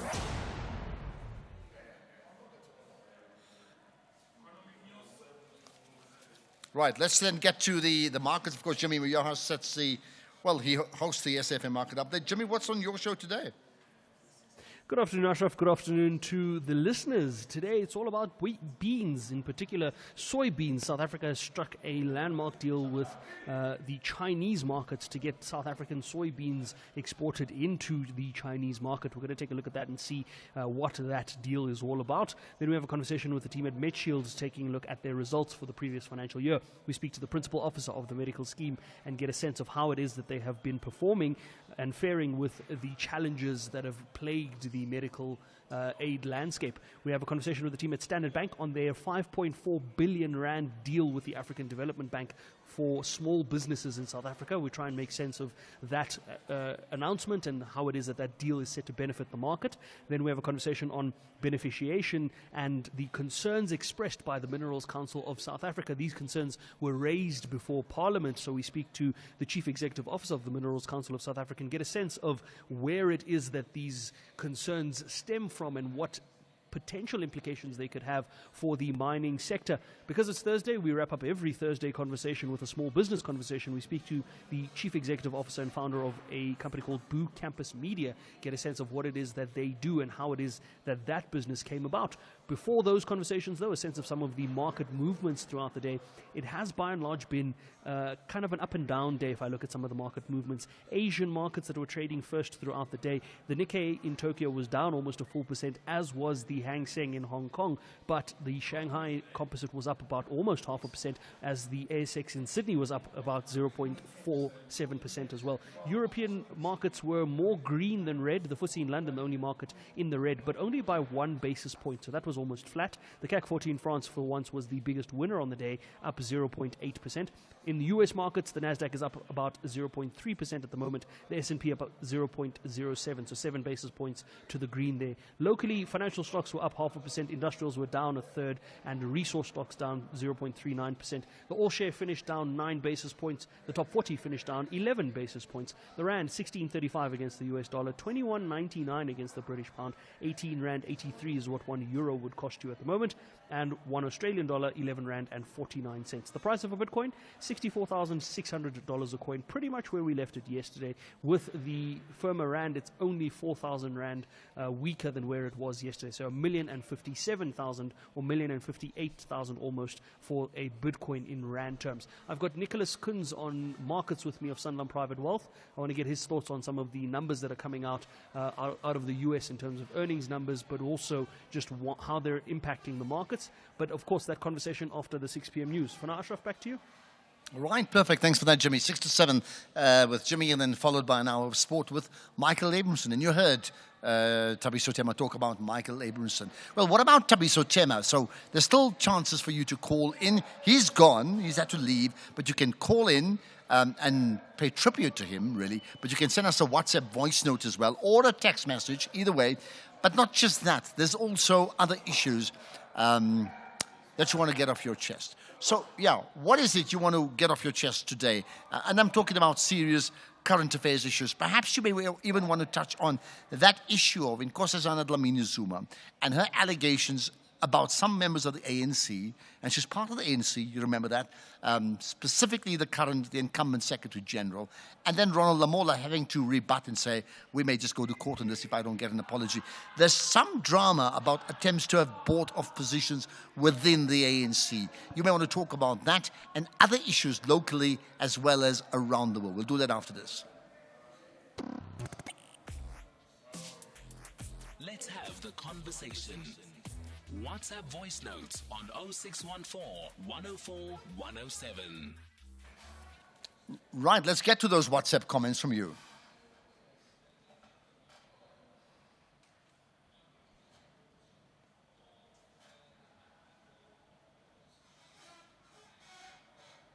All right, some delay. Let's just see if we can reconnect because we need to play those. We need to hear you out. Let me remind you, most of the things that we do are put up as a podcast. For voice notes. Now we can get to the voice notes. Hi, Ashraf. Not down the man, but Will Bernard. I can't believe that you brought him up. I remember some of his shows. He was phenomenally racist. I just couldn't stick it. And he was rude as well. I didn't think he was a cutting-edge man at all. Not that I ever met him, so I can't comment on him as a person, but him as on commentator, broadcast on air, quite embarrassing at times. Anyway, thanks for your show. I really appreciate it. Cheers. Oh, thank you. Good afternoon, Ashraf. What a great voice you have here there in studio, TT. Just say to him, click, click, bang. He'll know what that means. Let's see from Eastern Cape. Hi, Ashraf. I started to listen to SAfm during the time of Bongi Kwala. That guy is the one who made me love SAfm. Then from that, I've never stopped to listen to it. Yeah, by the way, I'll say happy birthday to SAfm. This is Jacob in Mokopani, Kosakhapi, Tango. Oh, thank you. Nice call indeed. Well, listen, I hope you're still very much in love with SAfm, right, as you've said. As far as Will Bernard is concerned, I mean, well, TT brought him up, but I can't comment because I wasn't there when he was here. We never worked together. I don't know, okay? But point taken about him. And yeah, listen, I mean, TT is certainly somebody else. Yeah, that phrase you used, maybe we'll pass it on to him as well. But by the way, in the few minutes we have remaining, feel free to add further comments about TT, number one. Let me remind you, tomorrow, as part of this whole SAfm at 60 programming that we've got Stephen Curtis. I mean, he's not been around, he's not been away for a long time, a couple of years, at most 2 years. But anyway, he's Kathy's guest tomorrow morning at 7 o'clock-ish. So listen out to that, right? Which will be very, very interesting indeed. So your memories, again, your first, and I'm very interested in that part. How did you listen to SAfm in the very first place? What happened to you? What prompted you? Who suggested it? Did you come across SAfm just by chance, by flipping channels, and suddenly there was this voice? And who was the first voice you heard, and what got you thinking to say, hey, I need to listen to the station over and over again? Perhaps tomorrow I'm going to tell my story just about how I listened to SAfm or the English service and then joined SAfm, and it's an interesting story indeed. Right, let's get to some more WhatsApp voice notes. Every generation has a story. Every generation has questions. Every generation has a voice. For 90 years, SAfm has been part of the conversation. This August, we listen back to the voices that brought us here. We celebrate the people who shaped our journey, and we listen for the voices that will shape what comes next, including the launch of a new annual SAfm property. This Women's Month, we are in search of an SAfm woman. 4 extraordinary women, 4 extraordinary journeys. One question: what does it mean to be an SAfm woman? SAfm 90 years. Women, a new voice. 90 years of conversation. A nation story. Our shared future. From 1 August, SAfm. 90 years of history. One living conversation. It was way back in the 1950s when that most innovative and experimental of conductors, Nicholas Arnoncourt, began experimenting with performing styles that history showed were employed in the days of Bach, Handel, Haydn, Mozart, and Beethoven, just to mention the principal figures. He decided to eschew the alleged excesses of the Romantic interpreters of Baroque and classical period music, and to try and find some sort of truth, some sort of return to the purity of articulation, bowing, intonation, and, more importantly perhaps, phrasing that history showed were used in the 17th and 18th centuries. The results were astonishing and created a considerable amount of controversy, let alone anger and resentment from some critics. The lush, overpowering sheen of the modern symphony orchestra, combined with an all-powerful conductor on the podium, adding his interpretation in the form of tempo, dynamics, phrasing and rubato to the music, were suddenly replaced by thin textures, gut strings, no vibrato, smaller ensembles, and a kind of austere purity that seemed quite alien to ears in the middle of the 20th century. But the pioneers of this move towards performance purity were convinced that what they had unearthed in years of forensic research into performance practice was exactly what was needed to present a public whose jaded palate was just about immune to the shock value of a Beethoven symphony, with a new revolutionary approach to the classical masterpieces. The voices of yesterday meet the questions of today. SAfm 90 years. Right, and talking about 90 years, so tomorrow, Stephen comes on as Kathy's guest in the morning. And by the way, unrelated, all about, the SAfm woman, as has been promoted, the CEO of the SABC will be Joanne Joseph's guest tomorrow. I think around 11 o'clock, but don't take my word for it. Definitely tune in from 9 o'clock. You'll find out exactly what time that's going to happen, right? So looking forward to all of that too. Now, this Women's Month, South Africa marks a historic milestone of freedom, the 70th anniversary of the 1956 Women's March to the Union Buildings under the theme of Empowered Women, Empowered Nation. So join the government on the 9th of August at the same Union Buildings as we honor the women who stood together for freedom, dignity, and equality while celebrating today's women who continue to build our nation.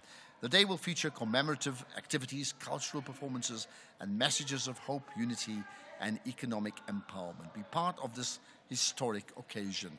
Watinde Bafazi, Watinde Imbokodo. A message from the government. The National Pulse with Ashraf Garda. Weekdays, 3 to 6 p.m. Right, let's get further thoughts from you. In fact, there's a few more WhatsApp comments that I want to get to, right? So here we are. Good afternoon, Ashraf. It's Temba from Rustenburg. I started listening to SAfm around, I can say around 2004, somewhere there. Yeah, that is when I started listening to SAfm. I think during those days you used to hear the voices of Tim Mudise, the voices of Kolani Balam, the voices of Eric Muyeni, if I'm not mistaken, the voices of, I'm just beginning to forget some of the people came there, but I've been following SAfm for a very long time now. Yeah, no, the likes of Vuyo Mbuli, I was listening to him. Now, thanks, happy 90th birthday. Well, there we are. Thank you. I mean, you brought up so many names. Vuyo Mbuli, the late Vuyo, tremendous loss, right? And then we had, it was brought up yesterday, Nikiwe Bikicha was also here, and tremendous host as well herself. Karima Brown, the producer, she was the executive producer of the AM Live show. She moved on to other things afterwards, but what a formidable producer she was. I mean, that was tremendous. And then, of course, Siki Ngabadele, who then had a stroke, sadly, right? When she moved on, then had a stroke, and has still been battling with that, recovering, but not quite where she ought to be, right? So, she's been off the airwaves, radio, TV for a good few years now. Eric Mieni, I follow him on TikTok, by the way, so you could certainly follow him too, right? Let's pick up some more comments from you. Good afternoon, Ashraf and the SAfm listeners. The first time I started listening to SAfm was when I switched there, I tuned there, and I found that there was a Riditlavi there. She was interviewing Shibambu and Malima. She was interviewing Shibambu, and she was asking him about something that she didn't know what he meant. Then when she asked him, she said, "What do you mean? What do you mean by saying this and this?" And then Shibambu said, "We mean what we say. We say what we mean." That's when I fell in love with SAfm. I started tuning to SAfm. Thank you, Ashraf. Oh, that's fun. We mean what we say what we mean without giving an answer. Love that one. Right, here's more. Hi, good afternoon, Ashraf. I'd like to say happy birthday to SAfm. I've started to listen to SAfm, I think it was 2014, introduced by my manager in one of the companies that I was working for. So he was always on SAfm since then, because I was driving him most of the time. So we were listening SAfm most of the time. So yeah, I still remember by that time the morning show was driven by Sakina Kamenda.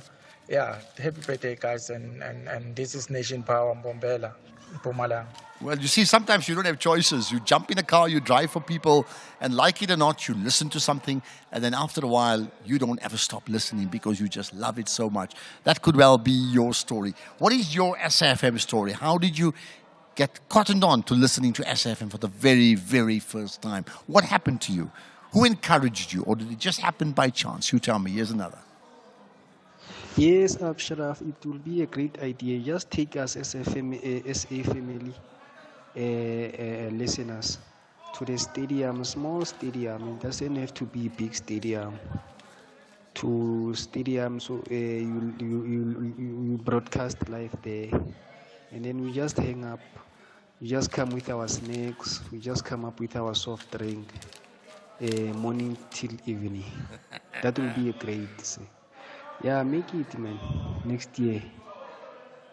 That would be something, is it? But I did say, come on, let's get 1,000 people into an auditorium of just SAfm listeners. In this case, I call you guys like the Pulse community, because you make up the community of the National Pulse. But to extend that, the whole SAfm community, like how many can we get into a room and really, look, sometimes we have these annual lectures. Not everybody comes for it, right?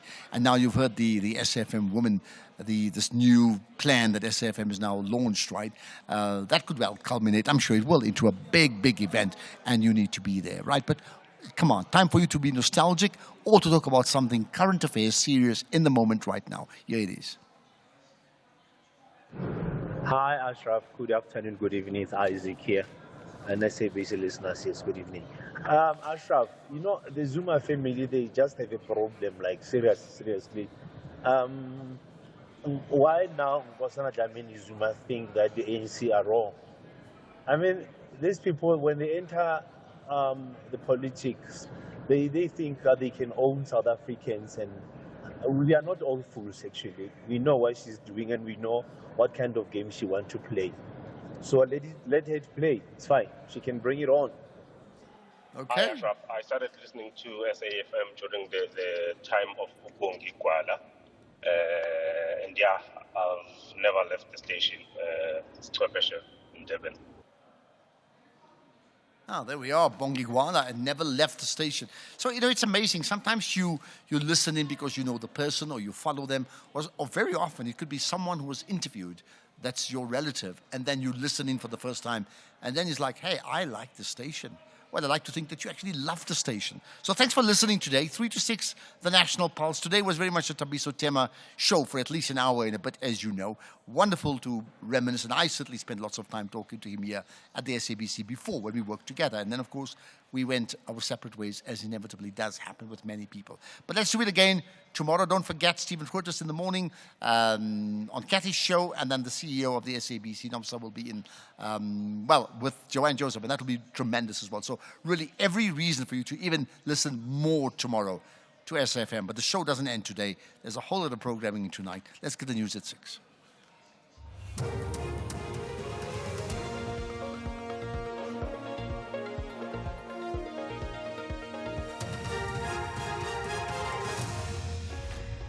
Shock over killing of ANC councillor in KZN and progress in eradicating pit toilets. Good evening. The ANC in their eThekwini regions expressed shock at the murder of its councillor in Cloudwater, west of Durban.